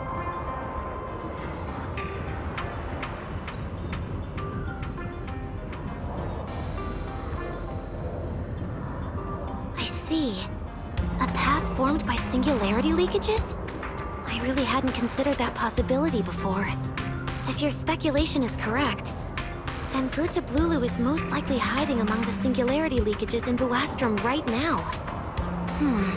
And if that's the case, then it all makes sense. Huh? Lady Dracaene? Do you have any other clues? Well, you see, a few nights ago, a small Singularity leakage appeared near my office. Considering that, together with your deductions, the target of both the culprit and Girtablullu is most likely... Belle, could I ask these two to step outside for a moment? After all, their identities... Huh? It's okay, Lady Dracaene. We're all friends here. There won't be any trouble. I understand, but this concerns Rose Califer's highest level secrets. The fewer people who know, the better. Especially considering who these two are. A new Eridu public security officer and, an unemployed freeloader. An unemployed freeloader is a little harsh, Lady Dracaene. Oh, I get it. It's the kind of top secret stuff where knowing too much means trouble, right? Maybe even getting silenced permanently. Yeah, more or less. It's a bit complicated, so Belle and I will need some time to talk. Cecilia and Billy, you can return to Amber Hall and rest. Once we're done, someone will escort Belle back to you. Right away, no problem, Lady Dracaene. Me and this robot vacuum will disappear right now. We already stopped listening.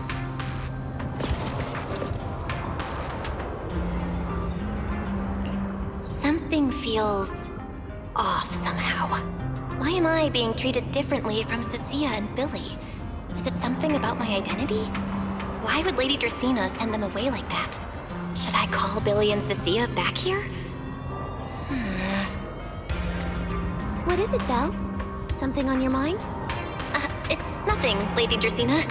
Come here, Belle. I'll tell you what happened that night. That night, I had just returned to my office when I sensed an unusually strong ether presence in the air. The source seems to be somewhere around here. Now that you mention it, yeah, I can still feel a faint trace of ether in this room. Aside from the residual ether, these documents were scattered across the floor at the time. Lady Dracaene, do these documents have something to do with what happened? Compare them with what you have found. Once you read them, you will understand. CCD facility renovation plans, personnel transfer records, Rosetta data, daily reports. These don't really have anything in common, do they?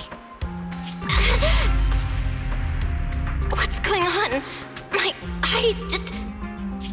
Huh? Wait, that ethereal broke in here days ago. So why is there still ether residue? And the ether isn't coming from in front of me. It feels more like behind me. Herois! I knew it! You're not Lady Dracaene! What the heck are you?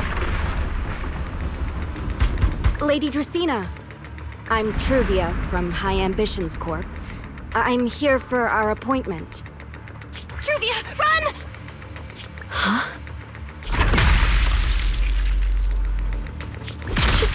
Truvia! No. No, no, no! Move, now!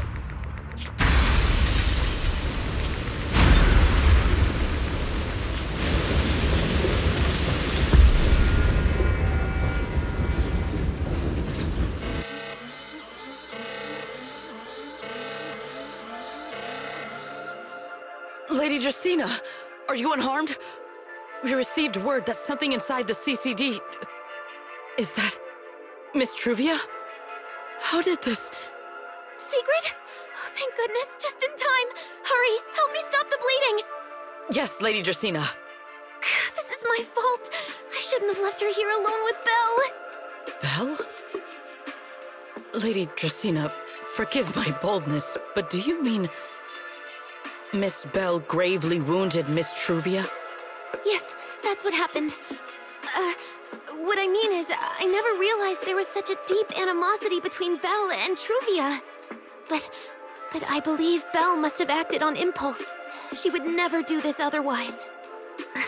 In any case, our first priority is to find Belle and get to the bottom of this. She just fled. Lindvern isn't here, so can I count on you to handle this, Sigrid? Sigrid, is something troubling you? My apologies, Lady Dracaene. I will find Belle at once and bring her back to you. Good. I'll leave that to you, Sigrid. And about tonight? Keep it quiet for now. We don't want our guests who've just arrived to feel any unnecessary panic. Yes, Lady Dracaene.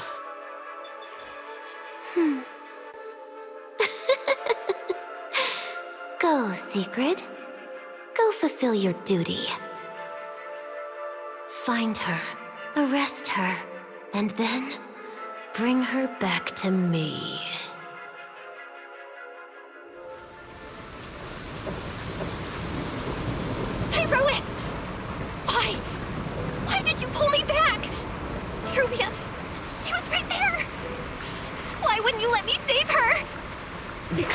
she's beyond saving.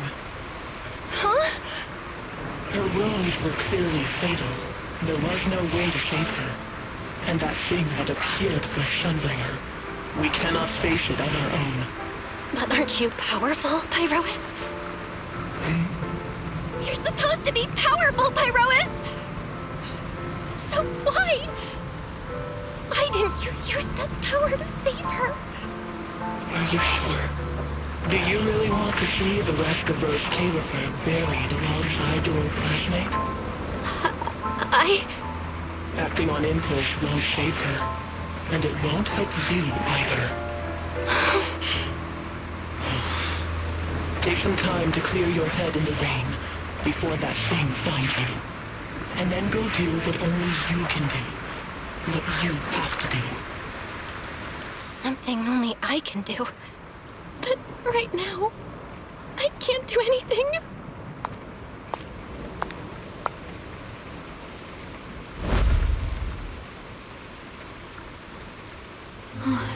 You sure look like a mess. It's only been one day. How did you end up like this? Remielle? Why are you here? The airspace patrol alarms have been going off non-stop. So I had to check, didn't I? They could be looking for their fugitive. So, how did you manage to end up in such a mess? All right. If you don't want to talk, fine. But don't stand out here in the rain, okay? You'll catch a cold. And if you don't want to go home... Oh, right. Amber Hall's already surrounded by the airspace patrol. Going back now would be walking straight into a trap. In that case, why not come to my place for a while? At least I can give you somewhere to sleep. If you don't answer, then I'll take your silence as a yes.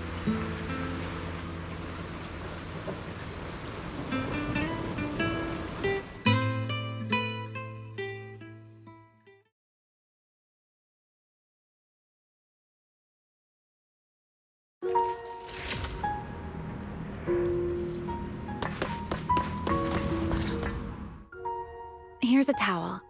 You should dry yourself off. If you've got the strength, you can take a hot shower, too. There's a makeshift bathroom over there. The Bangbu built it for me.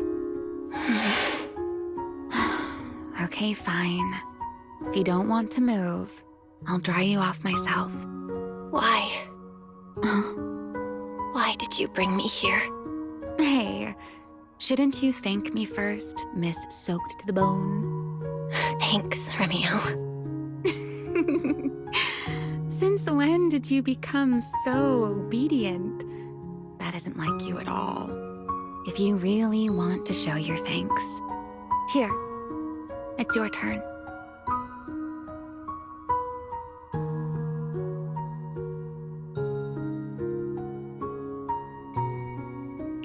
My turn? To do what? Your turn to dry my wings for me, of course. There are spots I can't reach on my own. Hey, what's with that look? I've already dried you off. Now it's your turn to return the favor. Okay.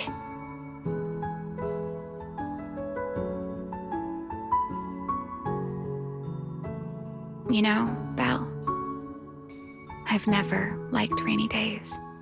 The rain always leaves my wings soaked and heavy. Shake as I might, I can never quite dry them. The same goes for taking a shower, though at least I can manage to keep my wings from getting too wet. Wet wings must feel really uncomfortable, right? Yes. Honestly, it's miserable and such a hassle to manage. A hairdryer is useless. Too hot and I start shedding. Too cold and I catch a chill. But I can't just wait for them to air dry.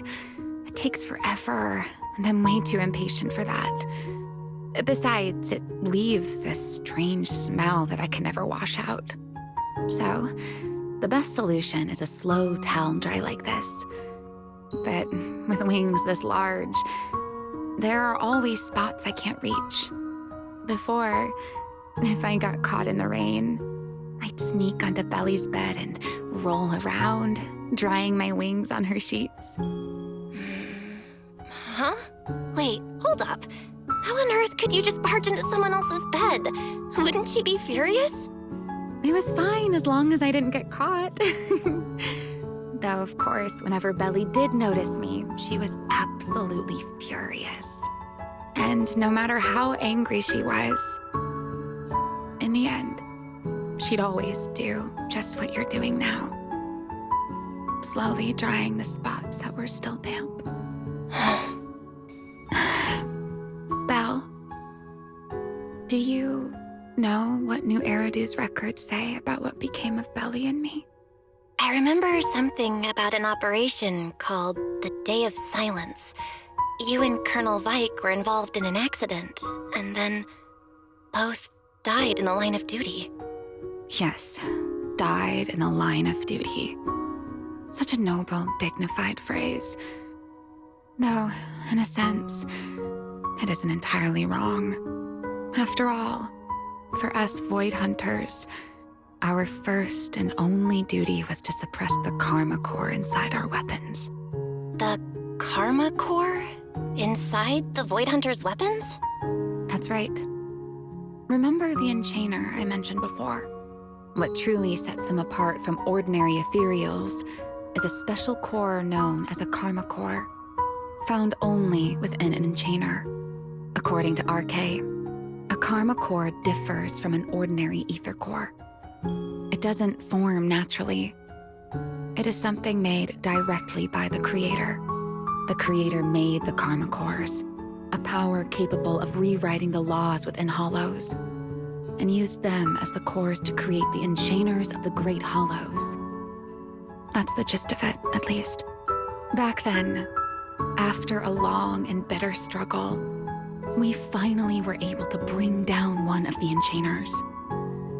But the Karma Core itself could not be destroyed. RK and Sunbringer, they wanted to eliminate the threat posed by the Karma Core once and for all, while allowing humanity to harness the power within it. In the end, they found a way to seal the Karma Core within Porceloy. And from that, they forged the Void Hunter weapons. So, the power inside Void Hunter weapons actually comes from the Creator? Yes, which is exactly why there are so many side effects. At the time, we were naive enough to believe that if we could truly master that power, humanity might finally overcome the Hollows once and for all. So, when RK and Sunbringer proposed the plan, we never doubted it for a moment. Lady Sunbringer and Professor RK's plan? Yes. Project Sunseeker. I'll never forget that accursed name for as long as I live. Simply put, it was an experiment that used vast quantities of Porceloy as a medium to partially fuse us Void Hunters with the Karma Core sealed within our weapons. They fused you with a Karma Core? Then that means... It meant we'd become artificial Enchainers. No more enduring the costs of wielding Void Hunter weapons, and perhaps even achieving a stronger form to defend New Eridu. Looking back, I can hardly believe I fell for RK's lies so easily. So, it was in that experiment when you and Colonel Vike... Yes. Belly and I were the final participants. Or rather, the final test subjects.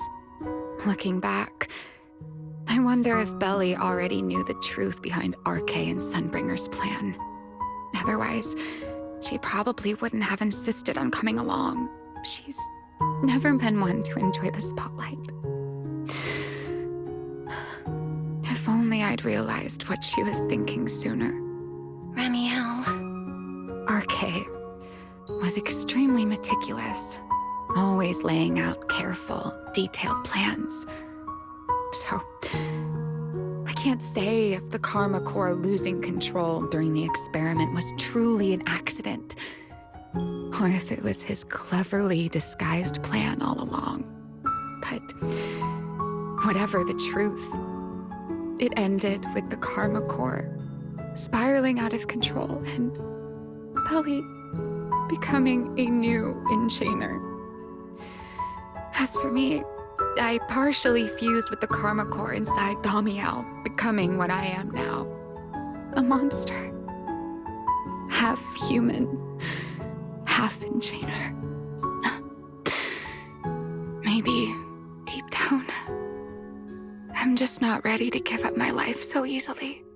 In the final moment, Remielle's power of controlling temporal patterns froze me in a state of near suspended animation.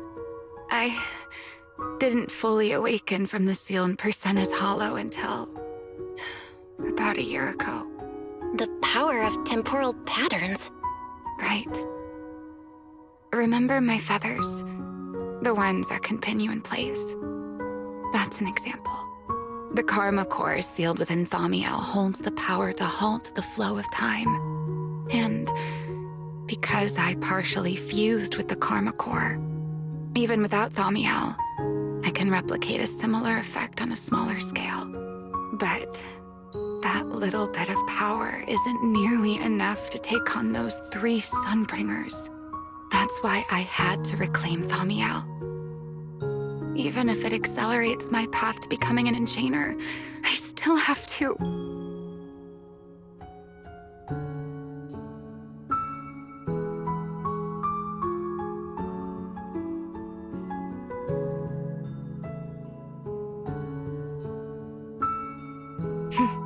Never mind. Enough about me. Why am I even telling you all of this? Still, now that I've told you so much.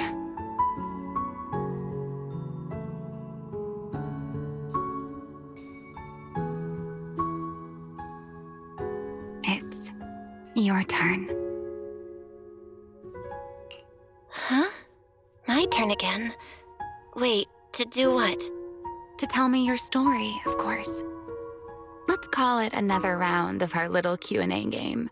You didn't actually ask, but I had a feeling you'd want to know. So I went ahead and answered anyway. Now, it's your turn. I wasn't even going to ask anything. You just started talking. Fair enough. But once you say certain things out loud, they don't weigh on you quite as much anymore. Or perhaps you'd like a little help getting started? Let me think. Serpico and Truvia. They transferred to Helios not long after Wise and I started there. They came from a prominent background. They were the adopted children of Maciant, the head of High Ambitions Corp. On top of that, they were excellent students. It didn't take long for them to become the talk of the academy. We were all studying under Miss Carroll at the time, and before long, we became close friends. Back then, we were full of big dreams.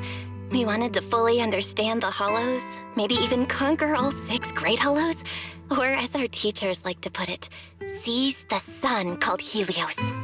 Later, because the 4 of us had the top grades, we became the only 4 people ever to have smart ocular implants. Then, during a performance test for the implants, I lost control.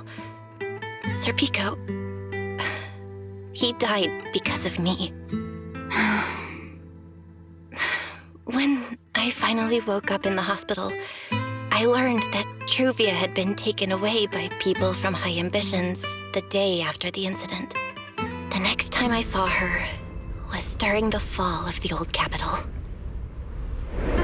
She was with one of High Ambitions' rescue teams. To be honest, I never imagined we'd meet again like that. Wise and I were both badly injured at the time, but we still wanted to go back to the ruins of Helios, and save as many people as we could. We begged Truvia for High Ambition's help. We were willing to guide them through the hollows, willing to do whatever they asked of us, but she refused, without a moment's hesitation. What happened after that is kind of a blur. But on that day, no one made it out of Helios alive, except Wise and me. Then, in Rose Califer, I saw Truvia again. We talked about the past, but the way she spoke about it felt like she was talking about someone else's life. I don't know how to face her. And ever since then, no matter what I do, I can't shake the feeling that I'm being watched. That gaze. I don't know whether it was Truvia's or Serpico's or... Perhaps it was your own. The you from the past. The one who kept thinking, if only I'd done something sooner. The one who never managed to forgive themselves. Making peace with the past isn't easy. And sometimes, you don't get the chance at all. Yeah, there won't be another chance. Truvia, she was killed by Dracaene. By that thing pretending to be Dracaene. Something pretending to be Dracaene? Belle, what exactly happened before I found you? Will you tell me?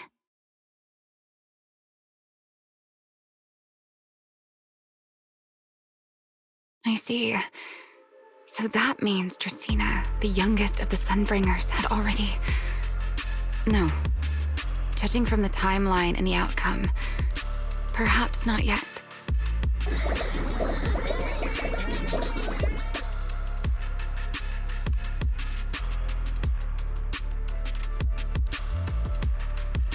Huh? What's going on out there? I'm not sure. Let's go find out. All right. Sit anywhere you like. Just, not the bed. Let that in something to deal with.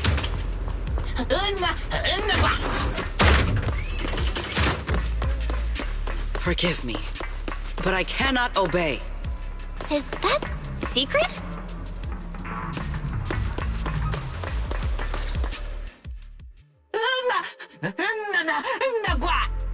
I am afraid I cannot comply. I know Miss Belle is here, and I have come to take her back. Please do not stand in the way of my duty. Sigrid. She won't be easy to fool. Belle, hide for now. I'll think of something. Belle? What are you doing? Sigrid, leave them out of this. I'm right here. Thank you for your understanding and cooperation, Miss Belle. But... I'm sorry. I can't go back with you.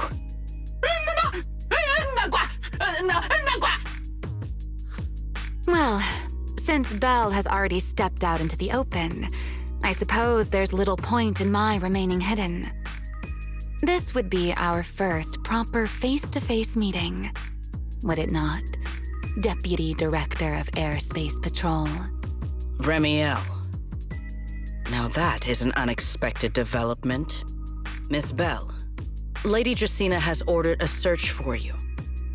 But our only aim is to uncover the truth of what happened inside the CCD. So please, come back with me. As for this fugitive wanted for the attempted assassination of Lady Eldrada... Just so we're clear, if you decide to make a move here, you'll be the only one who dies.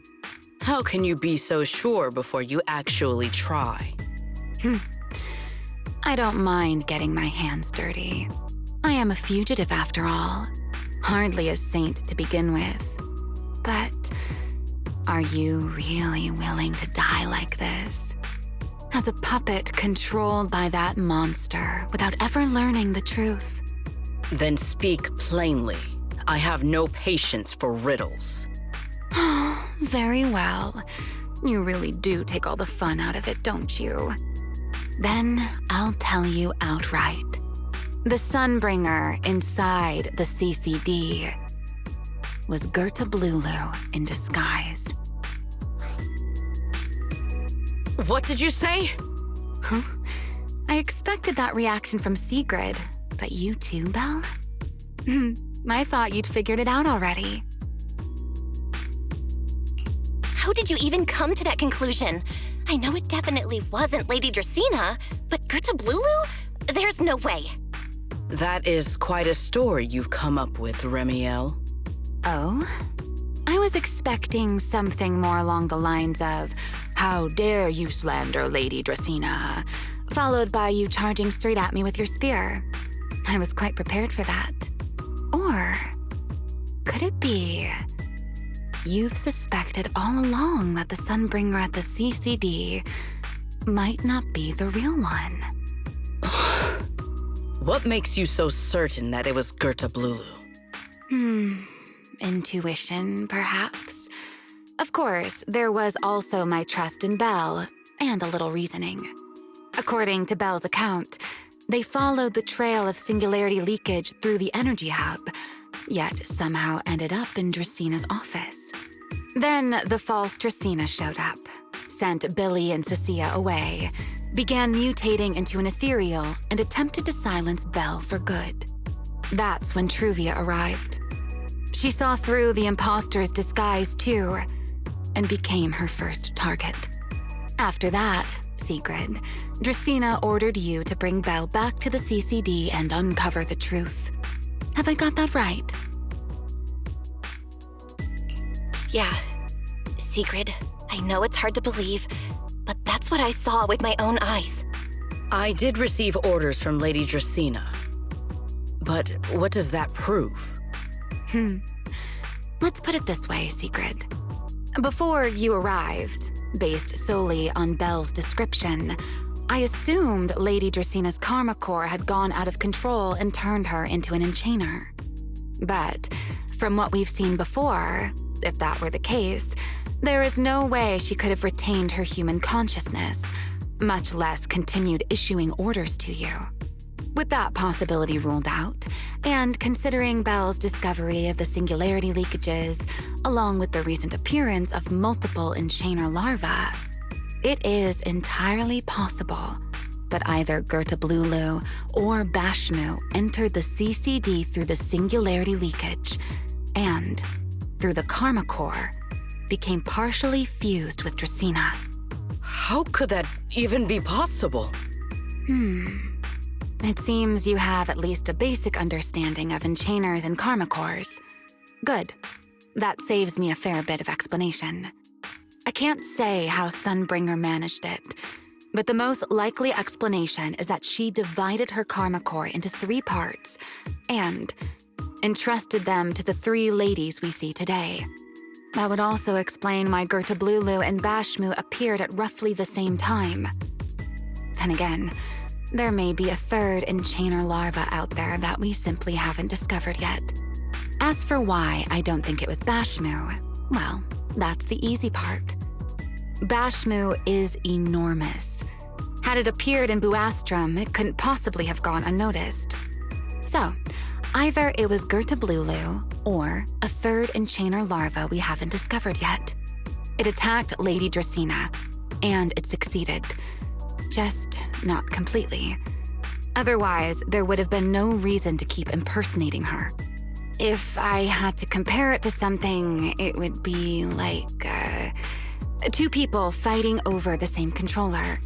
Dracaene's consciousness and Girtablullu's consciousness coexist in the same body, competing for control of both the body and the karma core. Judging by the current situation, it seems Girtablullu has the upper hand. That is still nothing more than speculation.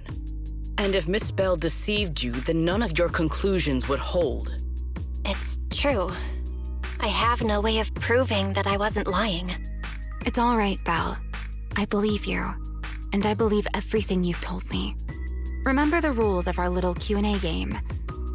You don't have to tell the whole truth, but no one is allowed to lie. And besides, Sigrid, you've heard us out this much already. I'd say that means there's still room for us to talk. Wouldn't you agree? What is it you want to talk about? Why, how to get that poor little Sunbringer out of her current predicament, of course. So, interested? There's too many eyes out here. We should speak inside. The Retroflux zone. I never would have thought you would be hiding here. Oh? And here I thought you had let me go on purpose.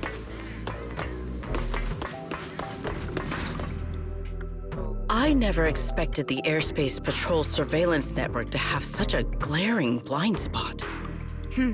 Would you call it that? Before all this, I wouldn't have believed anyone would willingly live in the sewers with a whole colony of Bangbu either. I was pretty shocked when I first got here, too. All right, let's save the small talk for later. Let's discuss how we're going to deal with Girtablullu. Or rather, what to do about Dracaene. First of all, the enemy has already taken control of the CCD. That effectively gives it access to Rosetta communications network as well. In other words, we can't communicate with anyone through electronic means right now. If we do, it'll notice us almost immediately. Lady Dracaene did give orders to keep a close watch on any unusual communication signals within the island. See? The enemy is already starting to show the cloven hoof. No offense to horse tyrants, of course. Go on.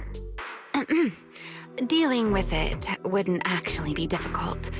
The real problem is how to do it quietly. Even I can't be sure I could bring it down in a single strike. None of us knows how deeply it has fused with the Karma Core.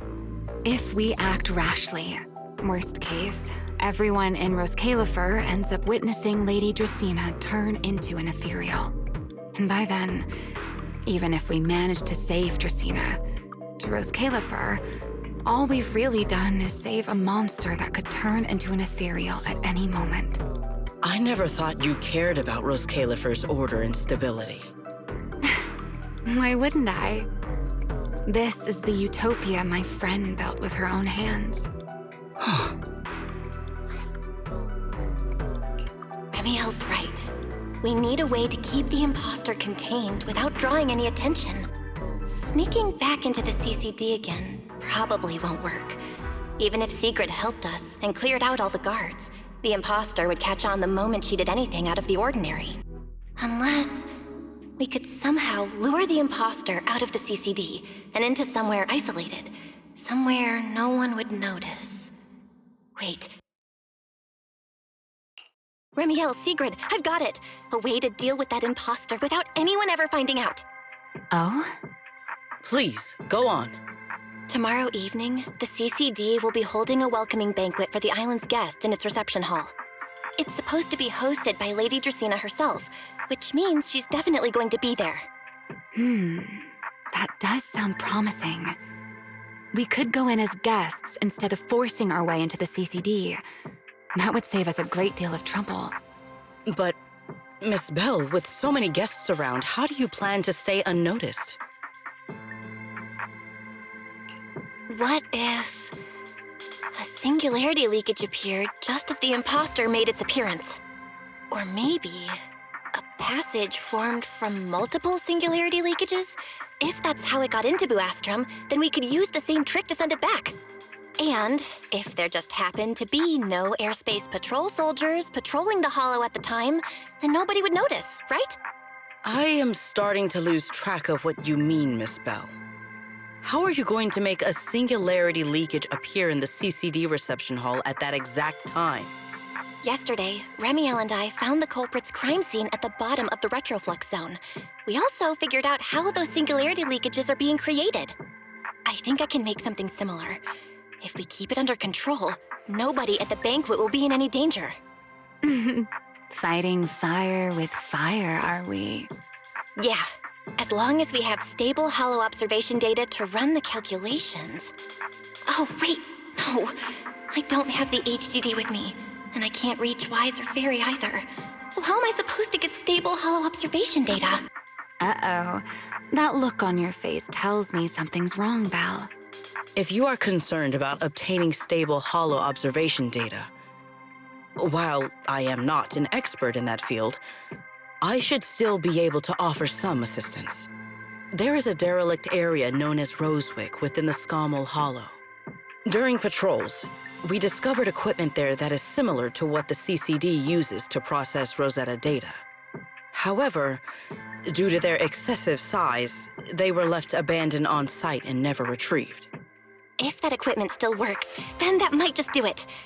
But without Databoo handling the calculations, it'd probably take forever to... The Enogang's Bangboo! Most of the Enogang's Bangboo used to be CCD Databoo. If they're willing to help us. Don't you remember, Belle? In their eyes, those 3 Sunbringers are all imposters. Anyway, leave this to me. At the very least, Prophet Boo should be willing to do me this favor. That leaves one final question. How are we supposed to get into Scommel Hollow without tipping off the imposter?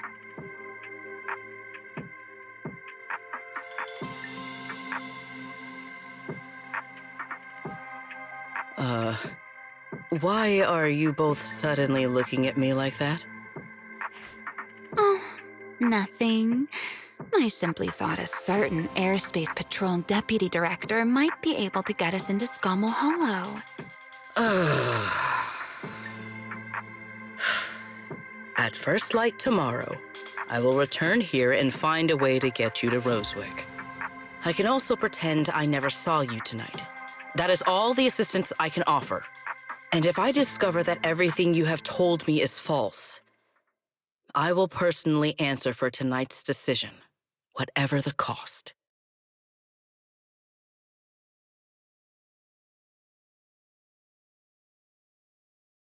Before I leave, there is one final matter I would like to confirm with you, Remielle. Mm-hmm.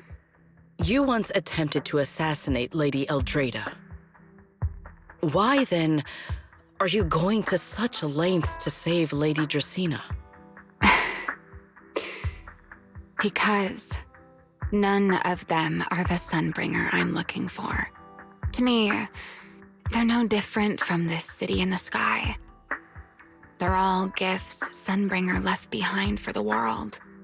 I simply don't want to stand by and watch the things my friend cherished be destroyed by monsters from who knows where.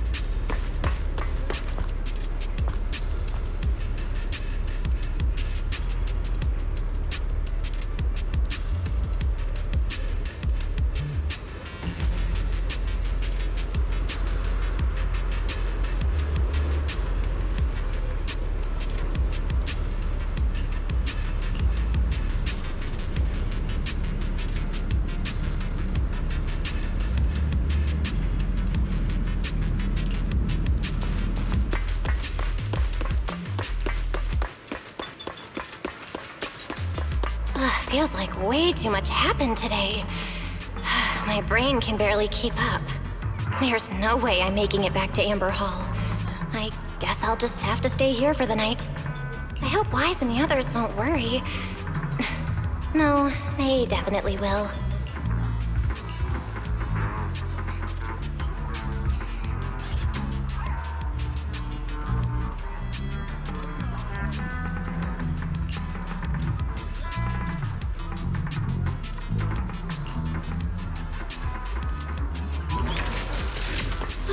Sigrid's here so early. I'd better go take a look.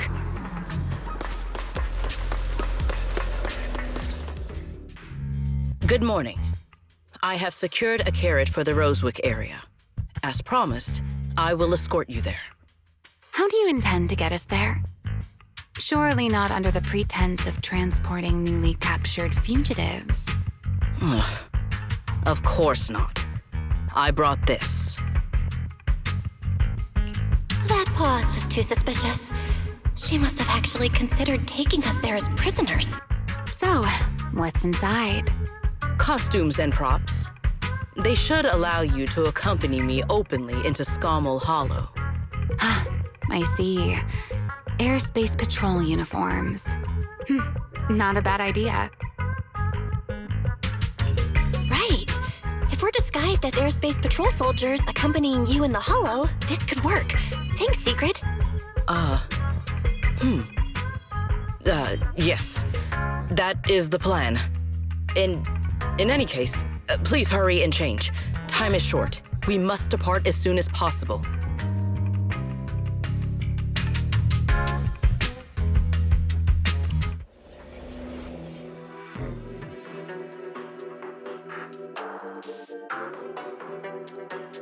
Hey, look! What's that? Wait a second. There are two Mr. Rawrs?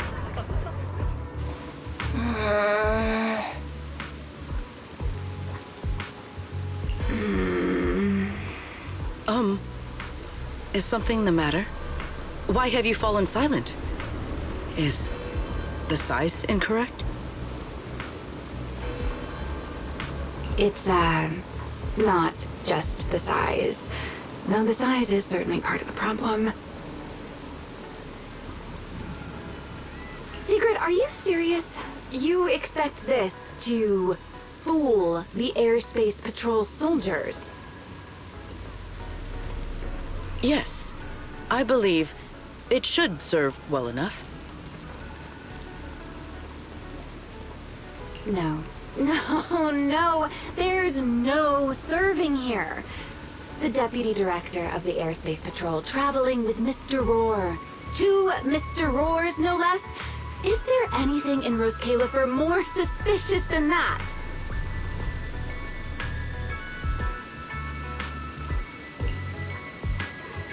Easy, Remielle, easy. I'm sure Sigrid has her reasons for this.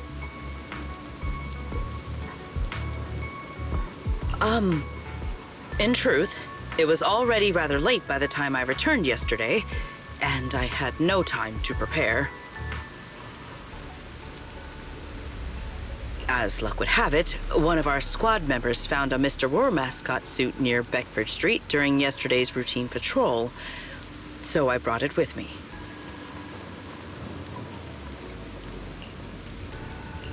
Beckford Street? Remielle, is this the one you left there the day before yesterday?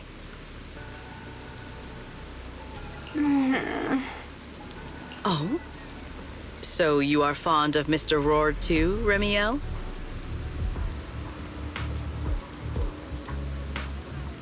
I am not. How did you even arrive at that conclusion? Wait. There are two mascot suits here. Don't tell me. The other one is mine.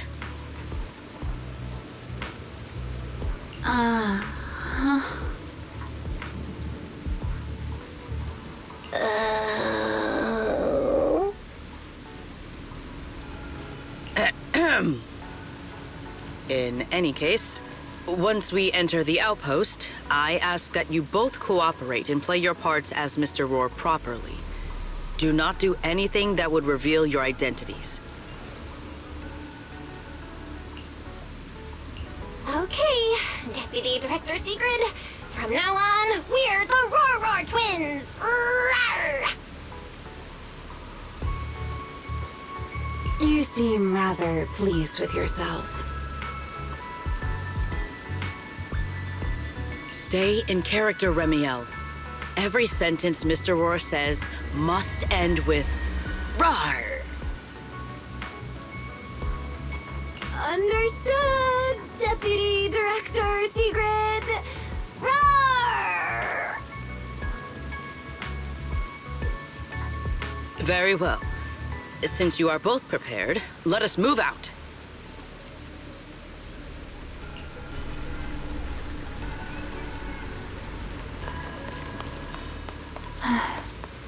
I never thought I'd be putting this outfit on a second time. Come on, you looked like you were having fun last time. You two, do not forget to add Good "Rawr" morning, Lady to the Sigrid. end of your sentences. Up and about early as always, huh? Mr. Rawrs.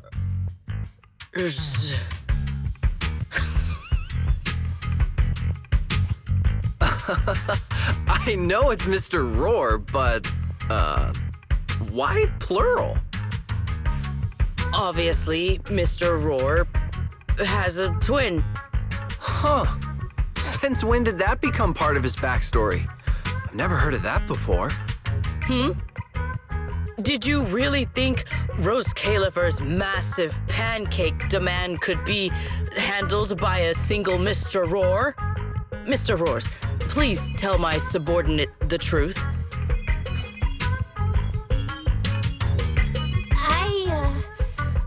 I'm the Mr. Rawrs who works on Mondays, Wednesdays, Fridays, and Sundays.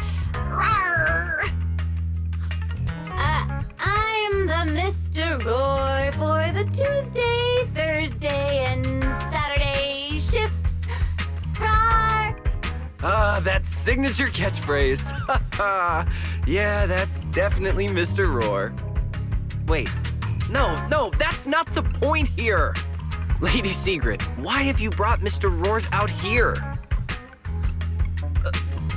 For pancakes? Huh. Pancakes.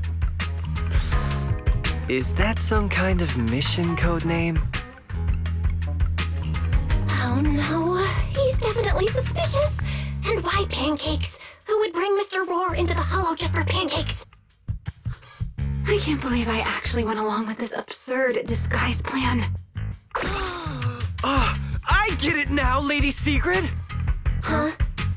The pancake ingredients were lost in the Hollow, weren't they? That's why you rushed two Mr. Rawrs in to help search for them. I understand completely!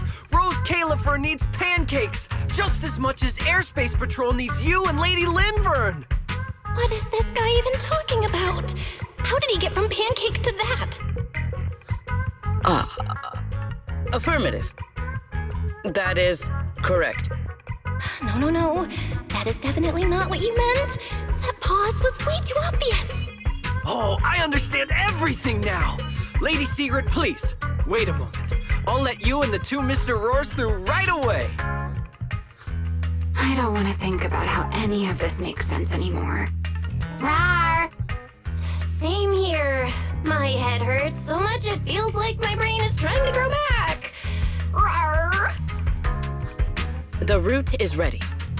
We may depart whenever you are prepared.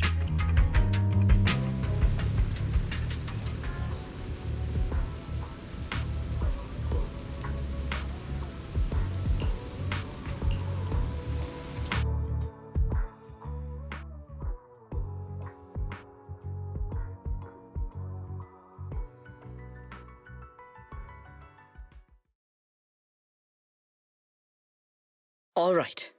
From here on, there is no need to worry about being spotted by my subordinates. There are no scheduled patrols in Rosewick today. What are you two doing?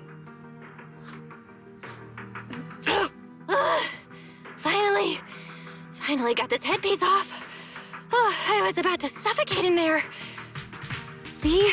I told you. This costume is way too tight and stuffy. Getting stuck in it the other day was definitely not my fault.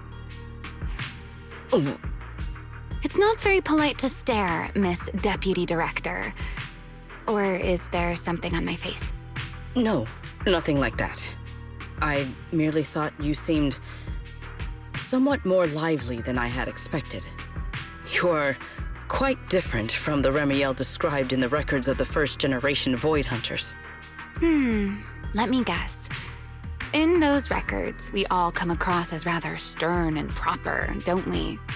Well, I suppose that can't be helped. We were Void Hunters, after all. We had to look the part, especially the sort of Void Hunter people expected to see. The head of the Hoshimi family gets lost at the drop of a hat. Sunbringer is a bit socially awkward. And Joyous spends every other day nursing a hangover. You wouldn't expect any of that to make it into the official records, would you? Indeed. But that was who they really were. Nothing like the people described in those records. What about you, Remielle? What's the real you like? The real me? Isn't she standing right in front of you already? Knew it. I figured you'd say that. Oh my, then we really are in sync. But let's save the gossip for later, shall we? Don't forget why we came here. Yes. The central district of Rosewick is just ahead. The device we are looking for should be there. Okay, let's keep moving. Let us pass through this tunnel first. Rosewick should be just ahead. So this is Rosewick. What a spectacle. Rosewick. I never imagined this place would end up like this. Huh? You've been here before? Yes. Back when there was still only one Sunbringer, over 100 years ago.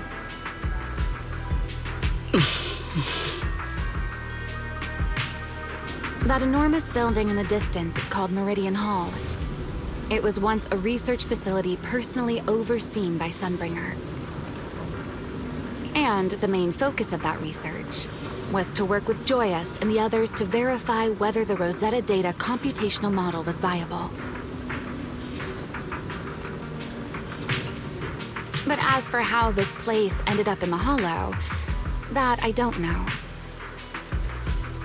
Of course, the Research Institute back then didn't look like this. At the very least, it wasn't so twisted.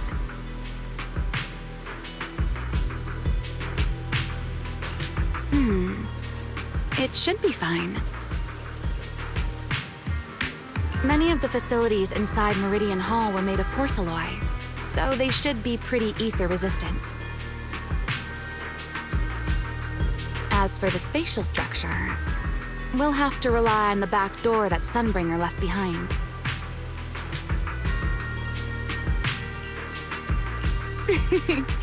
You'll see when we get there.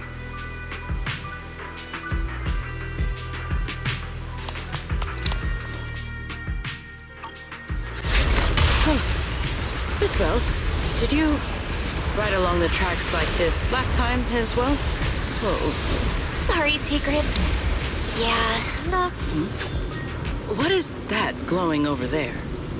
Well now, I never expected it would still be right where I left it.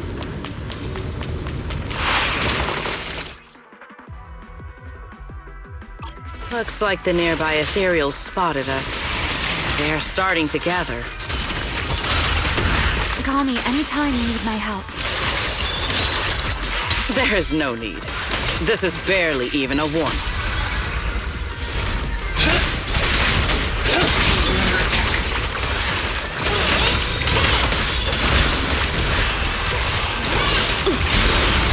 Will not get away. Her left in flames!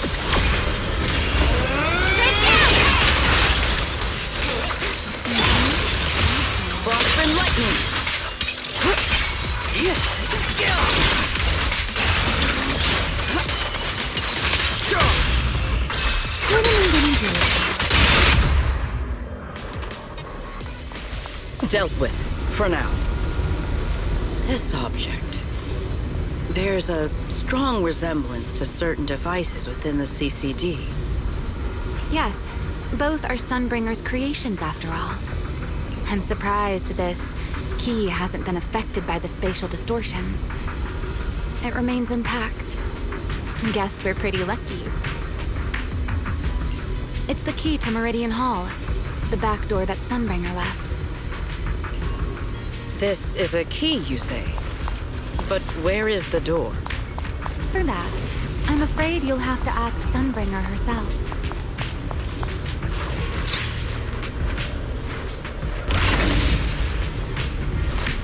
Aside from Meridian Hall, most of the buildings here were residences and other facilities prepared for the researchers who worked here. In other words, even if they were swallowed by the Hollow, it wouldn't matter. There was nothing important inside them to begin with. But Meridian Hall is different. The prototype used to verify Rosetta data is stored inside. Sunbringer, she always believed these instruments might still serve a purpose someday. So she designed a dedicated emergency restoration system for the entirety of Meridian Hall. That's the back door I mentioned. Once activated, it will rapidly restore the space both inside and outside to the default state recorded when the device was configured, allowing people to enter and leave.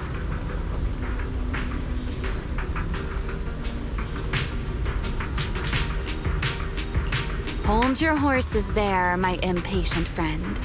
Let me finish first. There's actually two parts to this key, and we need both to enter.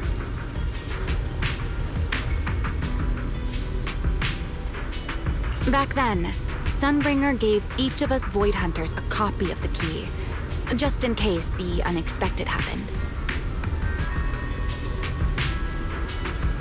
But, you know me. I thought it was quite troublesome, so, well, I simply hid both pieces of the key she gave me somewhere nearby. I mean, people hide spare keys under doormats or in flower pots all the time, right? At least it worked out, right? If I had taken it with me back then, we'd be at a loss now. As for the other part of the key, if memory serves, I hid it somewhere rather high up, I think.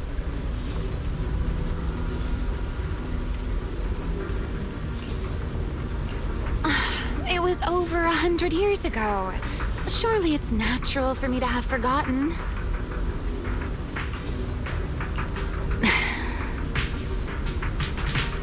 You sure are sharp. But careful there, Detective Bell. Or someone may just turn you into a static background asset with all RGB values set to 255. You two, let us cut the chatter. Since this part is still here, it stands to reason that the nearby spatial structure has not changed too drastically.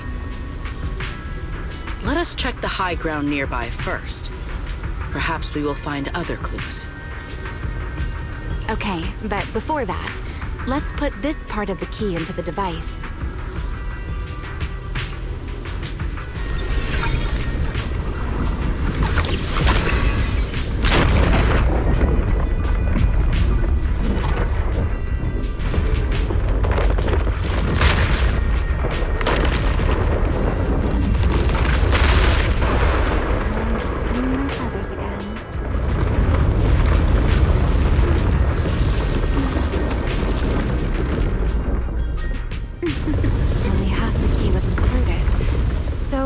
About that much of it was restored.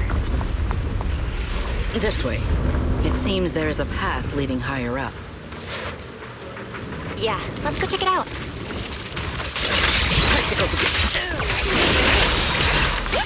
A single moment.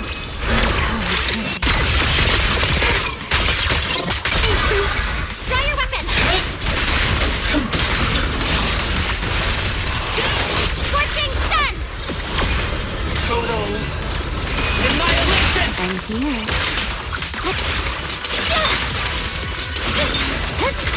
The sky shall not be defiled!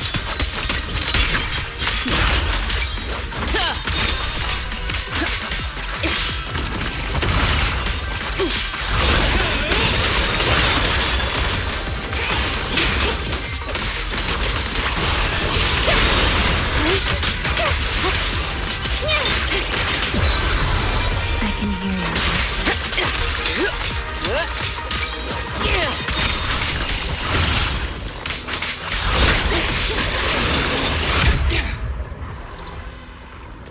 Time to shine, my partner in crime.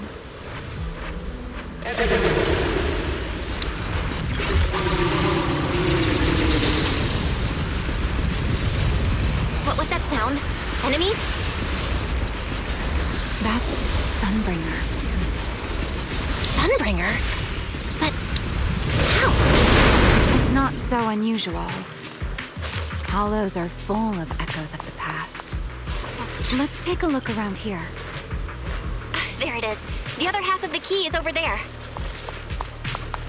Ta-da! I should be able to unlock this path if I hack the robot.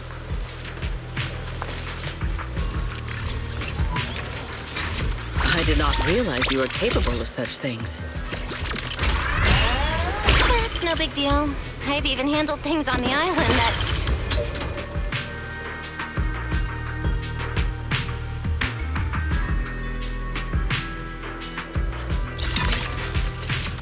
Done! Let's keep going. Looks like we'll have to go around. Ta-da! I seem to remember a very beautiful spot ahead. You can see the entire Meridian Hall from up this high.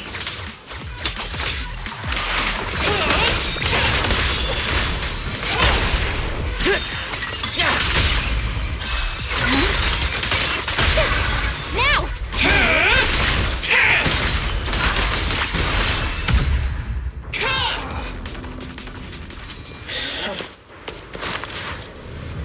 Let's hack the drone and open the path.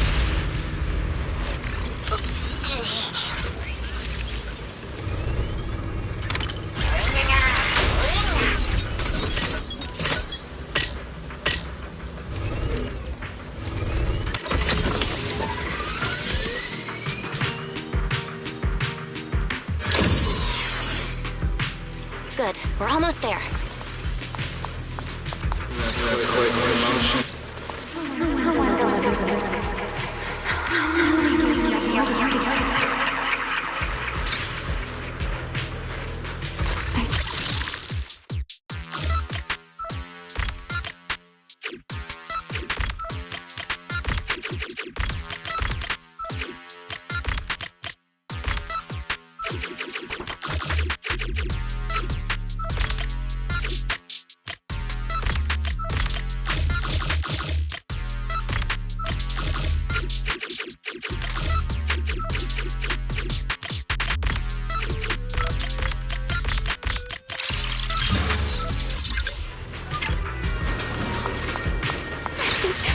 The ethereals in this area are gathering again. Was it just me? Or do the ethereals seem interested in the Meridian Hall key too? Perhaps that's just because it sparkles? Strike down!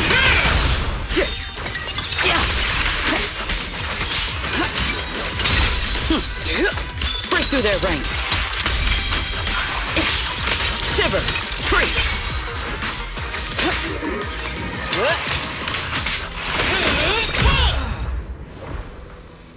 Waiting for me. Go and take the key. You've been left here all this time. Poor thing. Now, I'll take you to fulfill your purpose. This still the Rosetta data.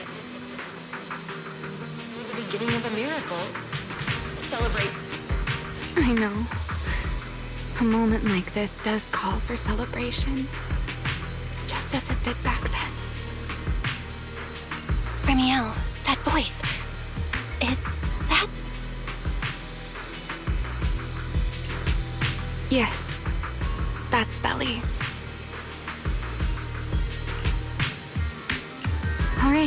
We have the key. Let's head back. Goodbye, my old friends.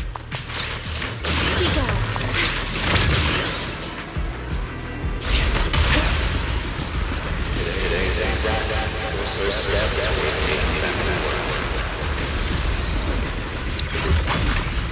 Celebrate.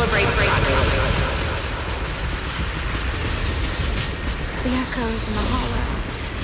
They really know how to ruin the mood. Are you okay? Yes. Partner in crime.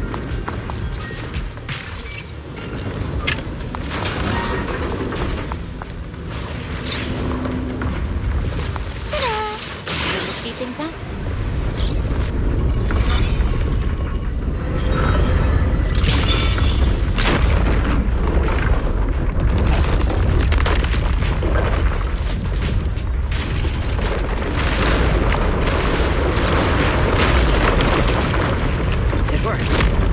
Meridian Hall has been fully restored. Well, that went rather smoothly. Let's hope everything inside is fine as well.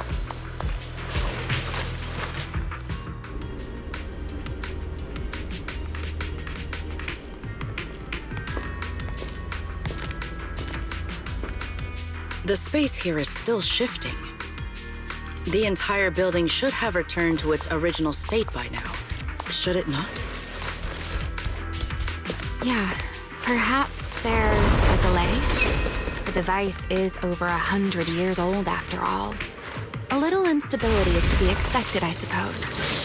It seems the environmental changes won't affect our exploration much. Let us keep moving forward. Why are there ethereals here as well? If you aren't paying rent, I'm afraid I must ask you to move out. The space was hidden. No wonder so many ethereals gathered here. Time to... Is this the last one? I was expecting something a little tougher. My speed scarves the sky!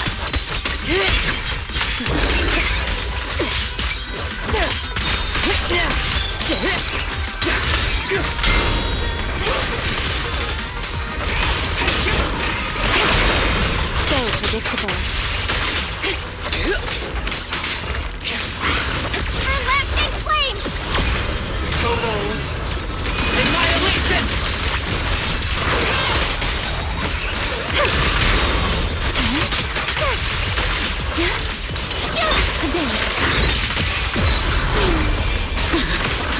One step.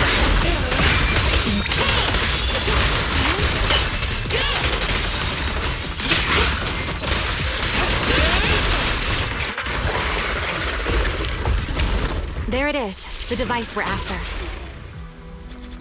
Let's go, Belle. What comes next, only you can do. So this is the prototype they used to verify Rosetta data? The equipment was not damaged in that fight, was it? It looks fine. It's a prototype, but the modules aren't that different from modern ones. I think it should be fine. All right, this is it. Prototype, boot up.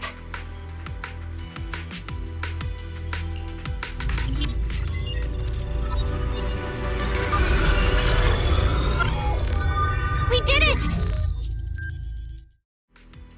Seeing these screens light up again after all this time feels strange. Well, can you work with it? Anything unclear?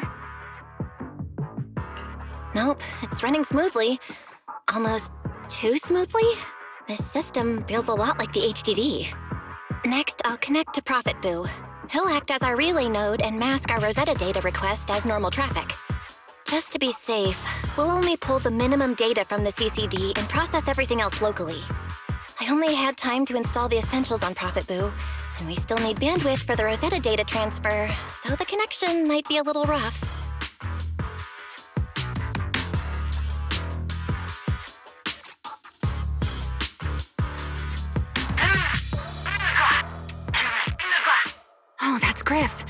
Looks like it worked.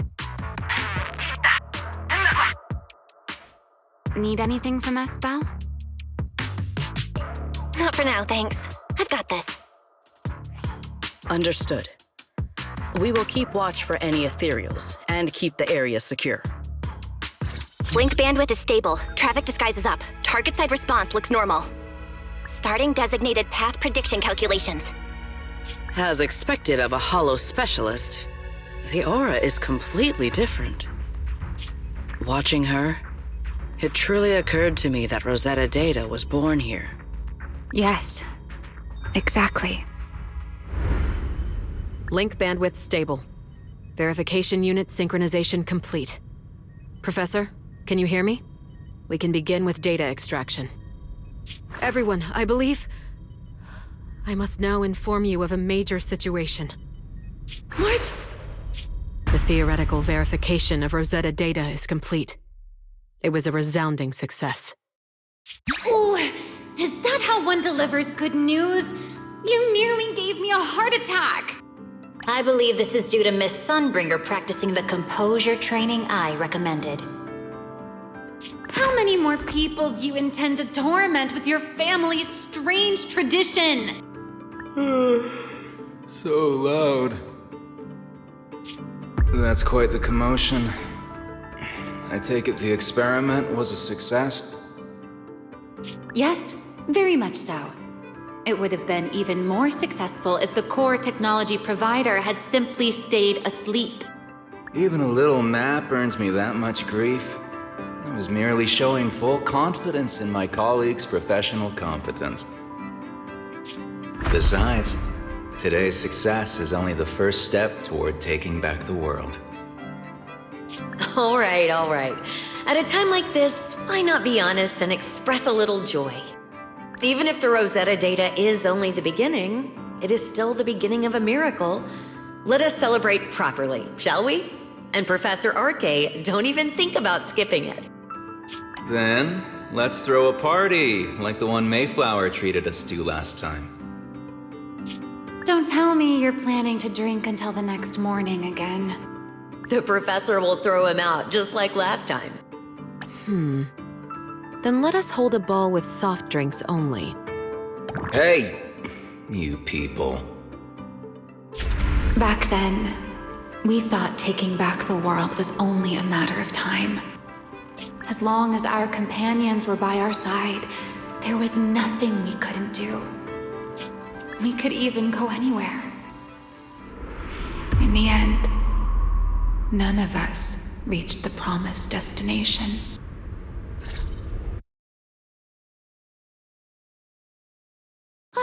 Finally. This should do the trick. Miss Belle, how did it go? It went perfectly. Now we just need to use this data to... Remielle? What's wrong? Are you okay? No, I'm all right. I simply, wanted a little more time to look around. This place brings back memories of some old friends.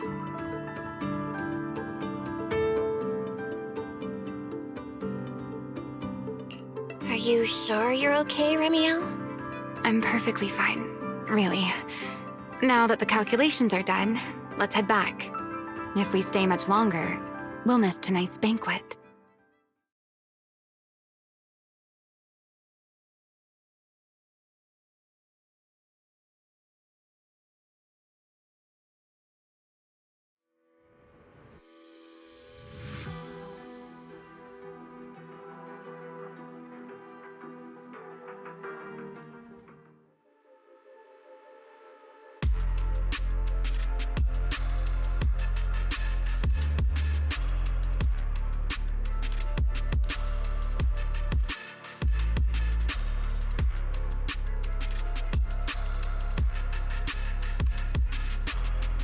Yeah, this should do it. Here you go, Sigrid. I explained how to use everything earlier, right? Yes, Miss Belle. I simply need to place these devices at your designated locations, correct? Yeah. Once the imposter appears, I'll activate the devices and create a small singularity leakage at the venue.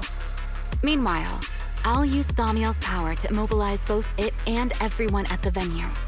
Then, Before it has time to react, I'll drag it through the leakage and into the hollow. Finally, we subdue it and rescue Dracaene. Very well. Understood. I will do everything in my power to help you enter the venue unnoticed.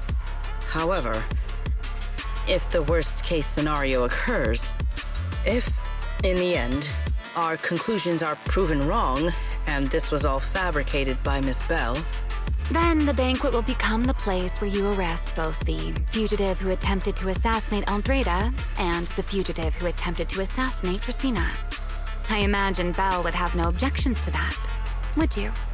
No, I promise. Then, may none of us betray the trust we have placed in each other. There is a balcony outside the banquet hall. The door to that balcony will be locked today, so you two can stay there until the banquet begins. When the music begins, that signals the start of the banquet. The guests will share the first dance. Once that happens, you can head directly above the hall and prepare to act. Got it.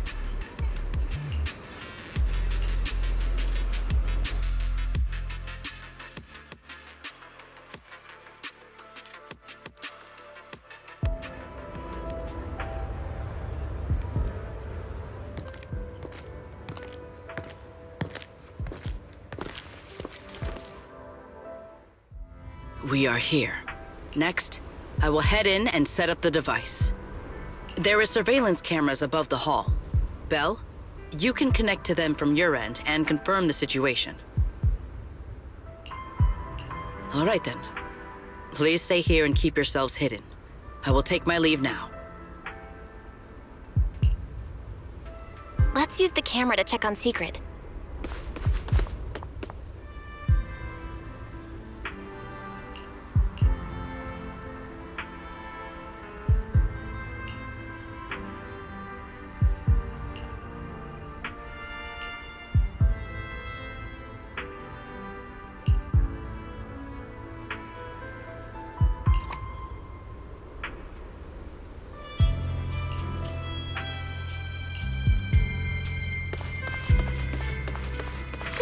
I'm in. Uh-oh, a soldier's coming this way. What's going on?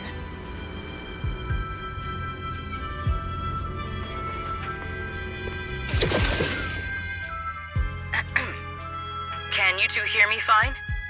All devices are in position. Miss Bell, you have the exact locations in sight, yes? I see them. But what was that just now? Ah, you mean the soldier who came to speak to me. He asked me what was inside, and I said, this was specially prepared for Lady Dracaene. He then said, oh, I see. A heart-to-heart over dessert. On the floor, no doubt. I can hardly wait. And left. Can't believe I've grown used to the strange things that happen around her. The welcome banquet is about to begin, so I must take my leave now. I wish you two luck. Honored guests who have traveled all this way from the surface of New Eridu, welcome to Rose Califer. Oh, it's starting. Come on. We should make our way up, too. All right. I'll take the side fire escape. Why go through all that trouble? Oh, wait! Now let us follow the music and dance with our partners. May we all have a wonderful evening. Everyone down there is dancing. Once the music ends, Girtablullu will show up. Okay, I'm ready. Hey, what's on your mind? Remielle, stay down. What if someone sees you from down there? Why would they? On such a beautiful night with lovely music, surely everyone's eyes are on their dance partner. And you? You were so calm a moment ago. Why so nervous now, Miss Honor Student? No matter how we frame it, what we're about to do could be considered an assassination. To the unsuspecting crowd below, we must look like a pair of unforgivable criminals. Relax. I've witnessed spectacles far grander than this. Oh, right. The music won't end for a while yet. So, to settle those nerves, shall we share a dance of our own? Huh? Dancing? Right now? Right here? Isn't this kind of a bad time? You're already my partner in crime. It's a little late to worry about propriety. Just so we're clear, I've never really danced before. If I step on your foot, don't blame me.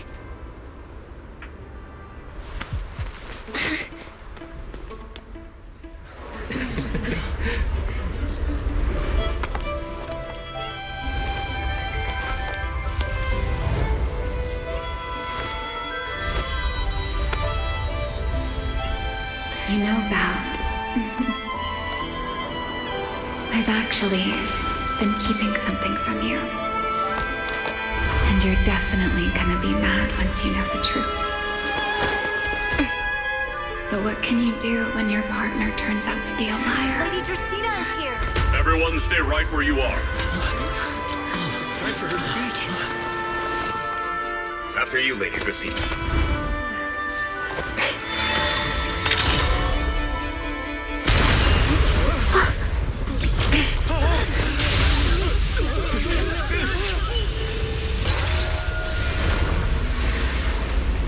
Remy? I'm sorry, Belle. As this dance draws to a close, it's time for us to say goodbye.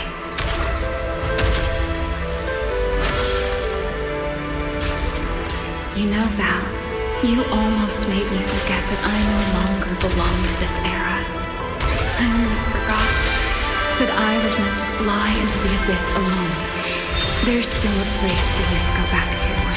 So from here on, let me handle this on my own. If you're that eager to die, then so be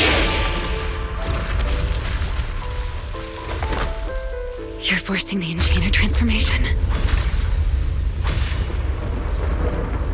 Then bring it on. Remielle! I won't let you shoulder this burden alone.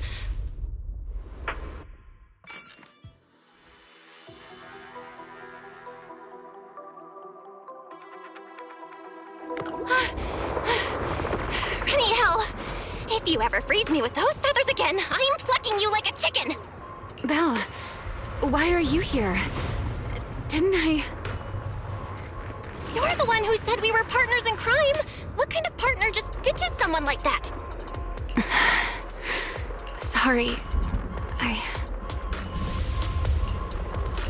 Save it for after this is over. What just happened? And what's that huge ether glow over there? That's Girtablullu's cocoon.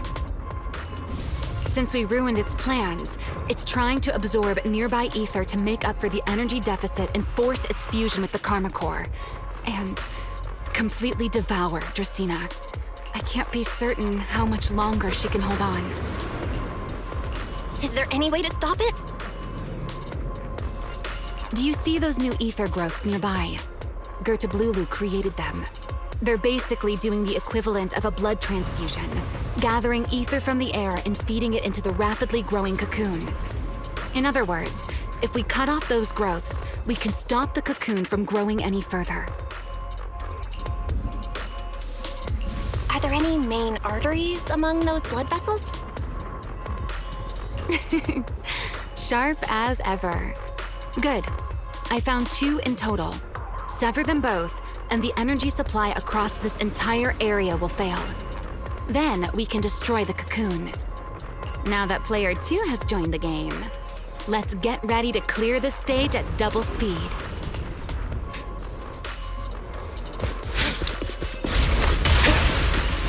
The space here is unstable. Watch your step. I'll keep an eye on the tracks. Wait for me at the end. Belle, the cocoon's doing something. Watch out! The cocoon is sending out blasts at intervals. When they explode, get to the nearest cover immediately.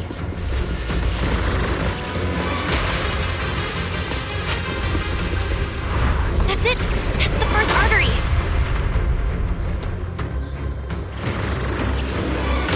explosions are becoming more frequent. I need to find a way into the next area. This may get a little rough. Be careful.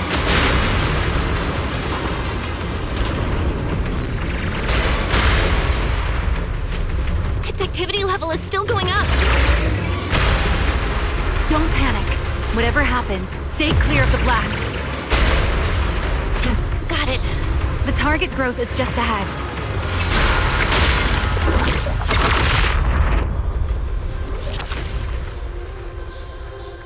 This route looks safer. Go this way. Remielle, how's the cocoon looking? Seems to be even more active than before. What a nuisance. The blasts are getting stronger. Belle, take the tracks to the next target.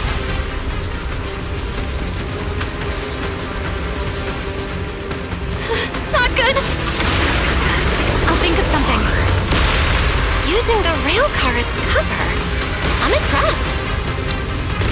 We're getting closer to the second target group.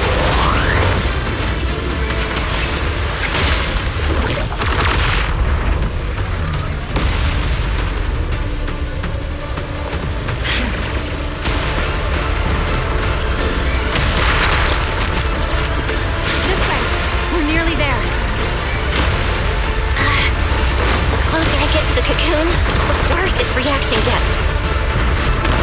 That only proves we've got it cornered.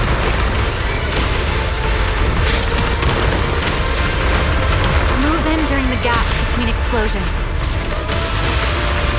Belle, ready to punch right through it? Absolutely. Match my rhythm.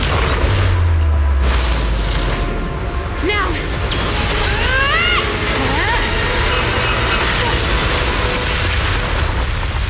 Don't let your guard down. It's not over.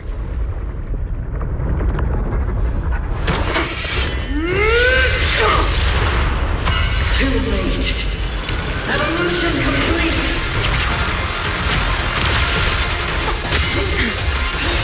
Together.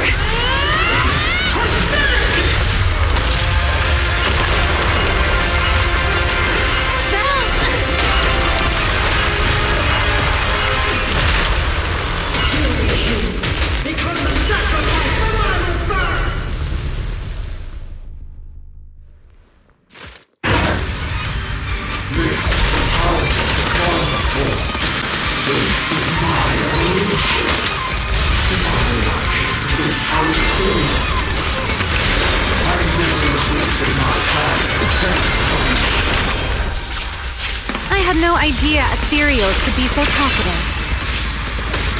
Then let those be your final words in this world.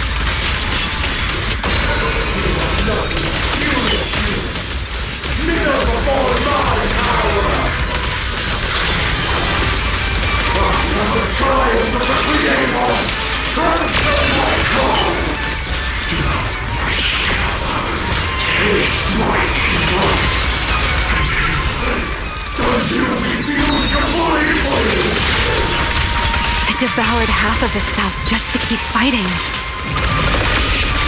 Is this how a beast born from the hollow thinks? How tragic. Let's put it out of its misery.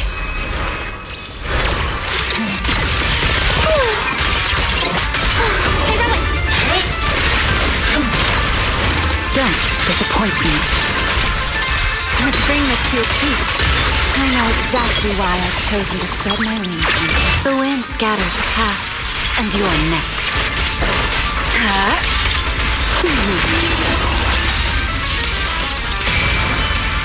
Her lasting flame!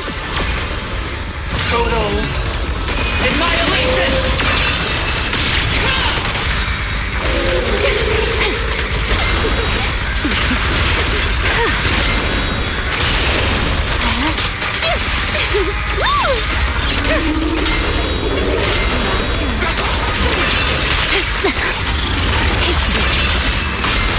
Scorching sun! Strike down!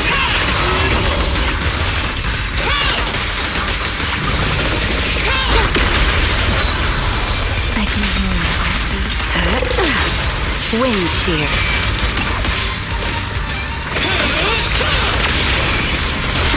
The line shall be drawn by me.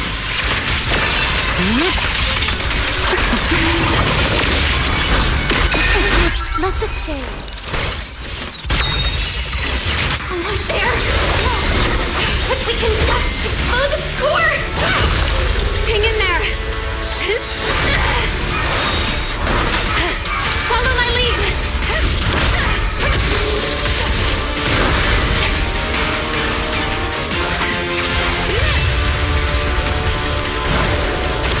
Getting away. We gotta catch it.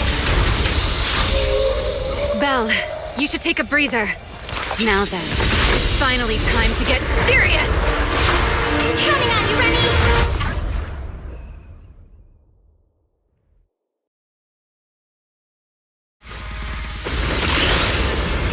Remy, capture it alive and save Dracaene from inside the core. It's been a long time since I fought in the skies, but this is my domain. Show me what else you have. Girtablullu! Looks like it's charging up. Watch out for ranged attacks. Oh? You wish to test your firepower against mine? Vanishing on me, are you? Hoping to catch me off guard?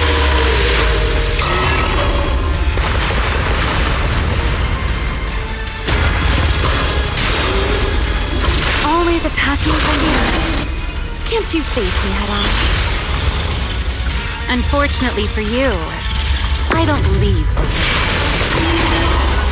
Bringing down the pillars to block my path again. Out of my way. An attack this week. It won't be long. Its core is about to be exposed. Good.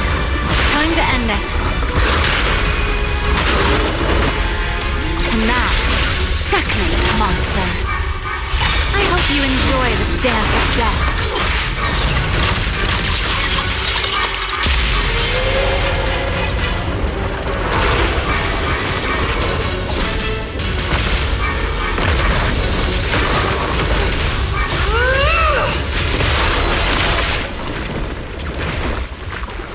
Dracaene is inside its core.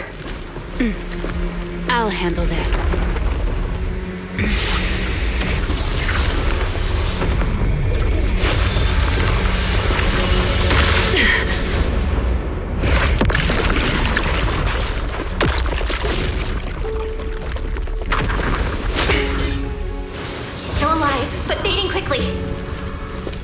I'll stabilize her ether activity.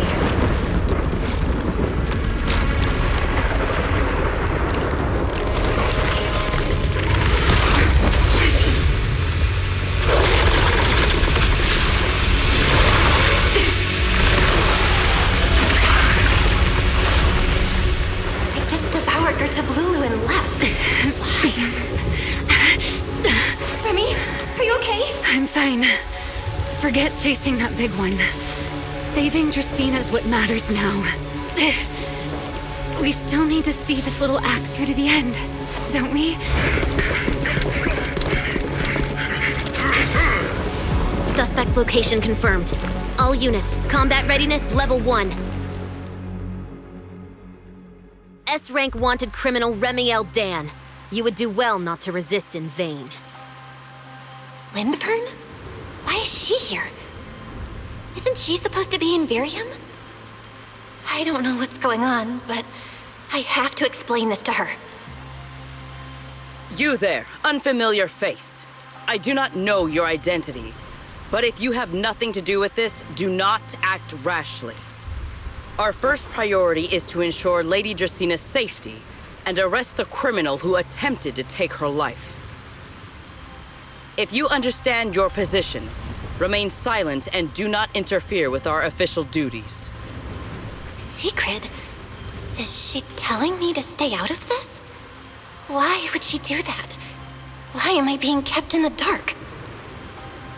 Remielle, hand over Dracaene beside you. Do not try anything foolish. You mean this little one? I was beginning to tire of her anyway. Take her back. She's still breathing. Whether she survives is up to you. Remielle, why does it feel like you knew this was coming? What are you trying to pull? I thought this little one's disappearance would throw you all into chaos. I didn't expect you to catch up so quickly. How dull. Time to bring this game to a close. The former Void Hunter Remielle Dan. I never imagined a legendary figure like her could still be alive. But why? Why would she be the one to attempt to assassinate Lady Sunbringer? If Lady Linvern had not rushed back from Virium in time, who knows what would have? Lady Linvern went out of her way to bring us here, so that we might witness the legendary Void Hunter's arrest alongside the soldiers. Quite a sight. However, as a TOPS member, I am far more concerned with the truth behind another assault. Mr. Owen, I know what you mean, but I believe the answer lies with the very same person. Answer me, Remielle. Was it you who abducted Dracaene at the welcome banquet and left her gravely injured? Naturally. Were you also the one who infiltrated the computing center and attempted to murder Truvia, High Ambitions Corp's lead researcher? Yes, that was me. What? You... why? Huh? No, wait, that's not what happened. The one who hurt Truvia was... right. No one would believe Lady Dracaene was nearly devoured and assimilated by Girtablullu unless they saw it themselves. Remielle, don't tell me this was all for... I did not expect you to admit it so readily. You understand what your actions mean, do you not?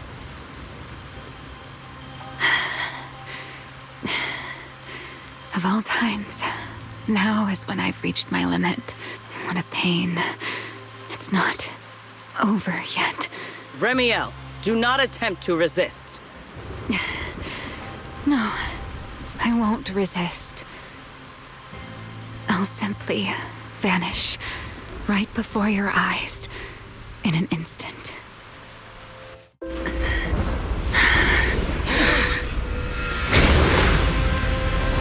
Sorry, but I'm done being a spectator. This performance of yours, you wouldn't mind one more joining, would you? You want to share the stage with someone like me? Let's finish this act together. What are you trying to do? Rescuing my partner in crime. Everyone, until we meet again. Lady Linford, send someone after them quickly!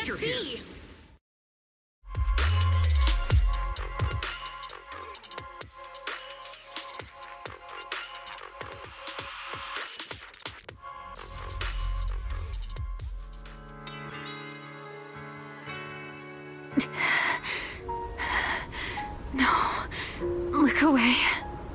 It's okay now, Remielle. Please don't. Don't look at me. Okay, I promise. I won't look. Thank you.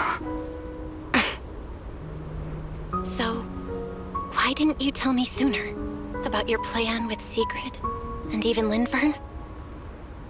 Because you and I are different. You still have somewhere to return to, but I do not. The era I knew, the people I loved, those memories, they're all long gone. So, I can't drag you into this. You really are impossibly headstrong, Remielle.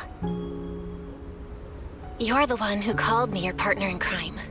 You're the one who held me together on that rainy night. And now you're leaving me behind? Did you forget you're over 100 years old already? How long are you gonna keep acting like a cranky kid? I get it. Sometimes, someone's gotta step up and do the hard thing. What happened to Dracaene and to Truvia, someone has to answer for all of it. But that doesn't mean you have to shoulder all of it alone. Didn't you call me your partner in crime? Then act like it. Doing bad things together, running away together, getting ourselves wanted together. That's what partners do. What kind of partner takes all the heat alone? What kind of friend does that? You really are getting more silver-tongued by the day, Belle. I'm not trying to sweet-talk you. Can't you tell I'm really mad right now? I can hear it, Belle. I'm sorry. I shouldn't have done that, my dear partner in crime. So, what are you gonna do now? I think I'll return to my refuge and rest for a while. The signs of the Enchainer transformation seem stable for now. There shouldn't be any major issues. As for what comes next, I'll leave that to Linvern and Sigrid. I'm a little tired. Then I'm going with you. There's no need for that. I can walk on my own now. I know what you're thinking. I can't let Remielle out of my sight again, or who knows what outrageous thing she'll do on her own, right? I promise, this time I won't go anywhere. Really. I only want to rest by myself for a while. Once I've recovered a little more, I'll come see you again. I promise.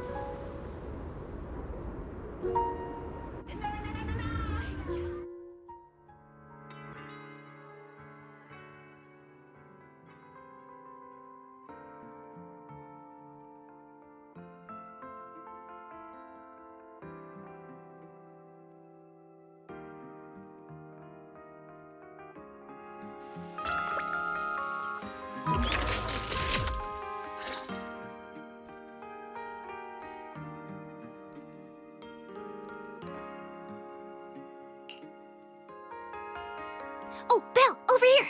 Have some bacon. Ketchup or mayo, manager? I've got motor oil on the table too, if that's more your thing. Would you like an egg, Belle?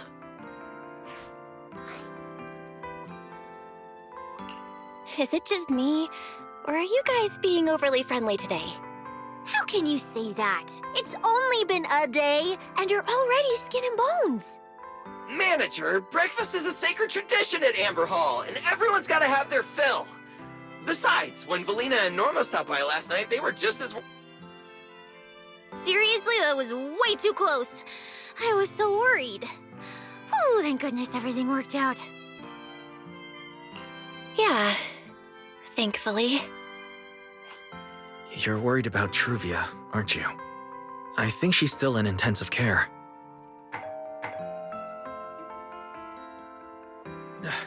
Come in! Please excuse the intrusion. Hey everyone, sorry for dropping by unannounced.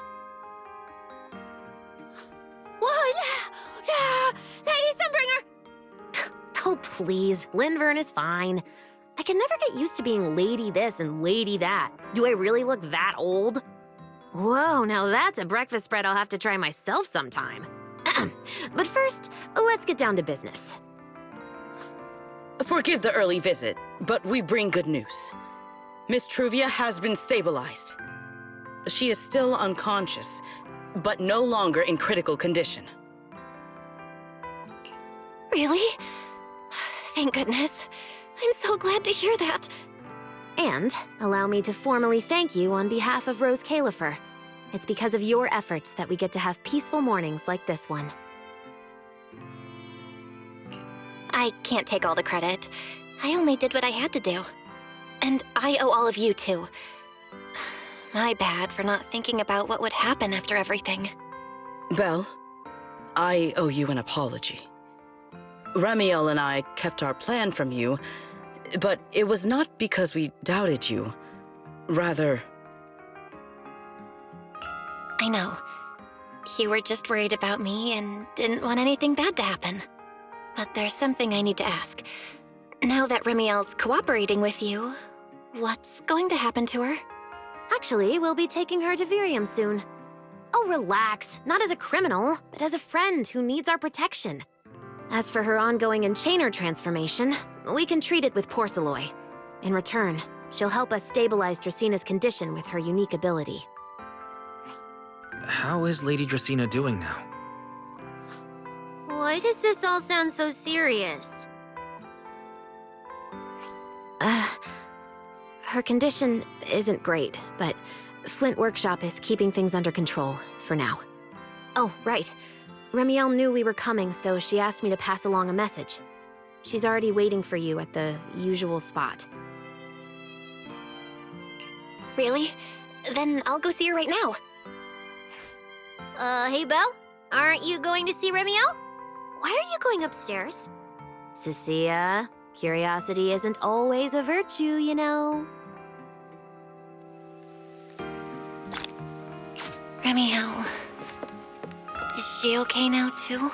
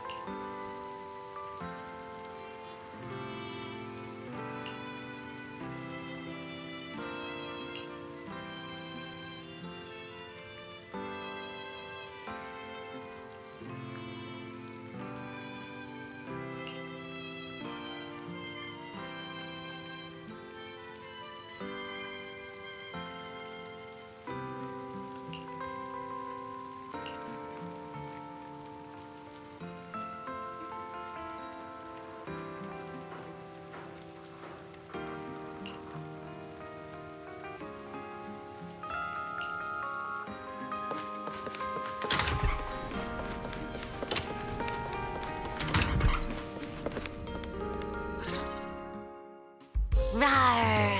Good morning. Rawr.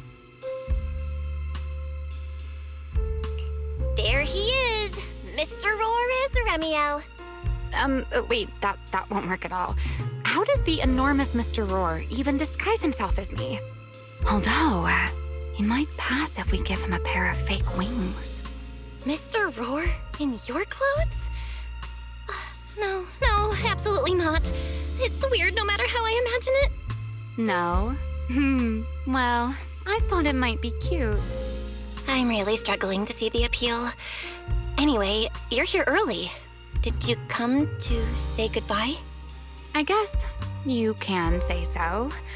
Though it's only for the time being. Linvern and the others probably mentioned it already. I'll be recovering in Virium, and while I'm there, I'll help stabilize Dracaene's condition.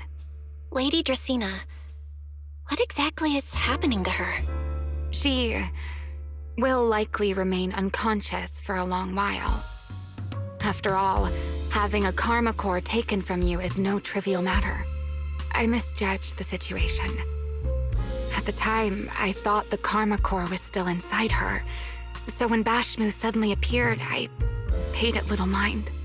But the truth was, while we managed to rescue Dracaene, the karma core remained inside Girtablullu and was devoured by Bashmu. That's terrible. Does that mean Bashmu becomes the Enchainer instead of Girtablullu? Yes, it seems far more intelligent than Girtablullu. But of course, the culprit behind all this may have planned it that way from the beginning. Clearly, Girtablullu couldn't have done it. So, who lured it to Booastrum with the Singularity leakage? The real culprit is still hiding somewhere in Rosetta. Correct. Though, I don't think we need to worry too much at the moment. Dracaene likely only possessed 1/3 of the karma core, which means the other 2 parts are still inside Eldrada and Linvern. Right. I wanted to ask. You said karma cores are sealed in Void Hunter weapons. But why is Lady Sunbringer's split into 3 and stored in 3 different bodies? What's really going on with her? Yes, Void Hunter weapons. Perhaps that's what the Sunbringers truly are. Huh? Oh, come to think of it, I don't think I've told you yet. The truth behind the so-called attempted assassination of Lady Sunbringer. The truth is, I really did come to Rose Califer in search of Sunbringer. Not the 3 who stand here today, but the one I once knew. And then I saw Eldrada. Do you know that strange feeling? How someone can look so much like her yet not be her. Somehow, after reclaiming Thaumiel, the remnant inside it resonated with the karma core fragment in me, and suddenly I was able to sense the karma cores within the Sunbringers, which is very strange. Sunbringer didn't fuse with the karma core and become an enchainer. Rather, the karma core was divided into 3 parts and stored within the 3 Sunbringers, which is just like Void Hunter weapons. You mean the 3 Lady Sunbringers we've met are actually living Void Hunter weapons? No. There's no way that's true. Well, it's only a working theory. There are still plenty of gaps in it, but it does already answer a lot of questions. The most important question I have is, where is the Sunbringer I knew? I don't believe she would die so easily. Yet somehow, she just vanished from everyone's memories one day, and then she became the 3 Sunbringers we know. So until I find my answer, I suspect I'll be staying in Rose Califer for quite some time. Still, some proper rest is greatly appreciated, at least for the next few days.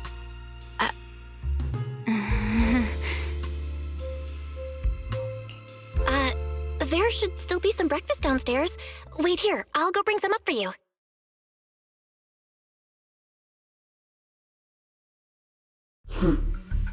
How many times have I told you before? You really, really need to stop sneaking up on people like a ghost. You and that emotionless girl. Do you really have to show up every time someone's having a pleasant moment? I agreed to join this little covenant of yours, but I did not agree to being stalked all day and harassed whenever you feel like it. Remielle, do you truly believe the Sunbringers are Void Hunter weapons? Of course not. Then why tell her something you know isn't true? What's the matter? I merely told a small lie. Hardly the first time. Why? Are you getting nervous? Don't answer my question with another question, Remielle. Oh, all right, fine. I'll explain. It's simple. Because sooner or later, she's going to uncover the truth behind the Sunbringers, whether I tell her or not. But now is not the time to reveal the answer yet. For her sake, for the 3 Sunbringers, and for Rose Califer. So you don't think the 3 of them know who they truly are, either? Perhaps. I can't say for certain myself. But you know the truth, and so do I.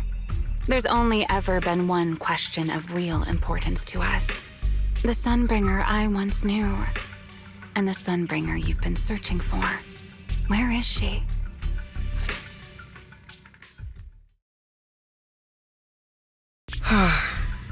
How pitiful.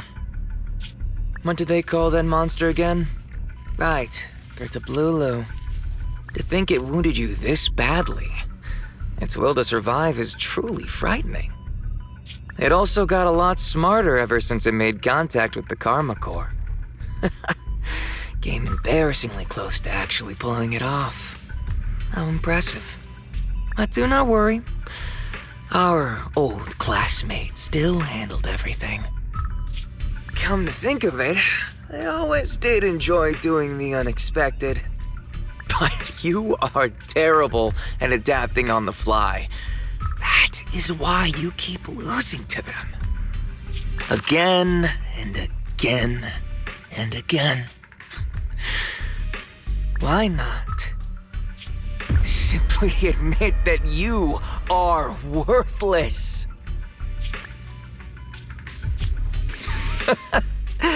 Just kidding.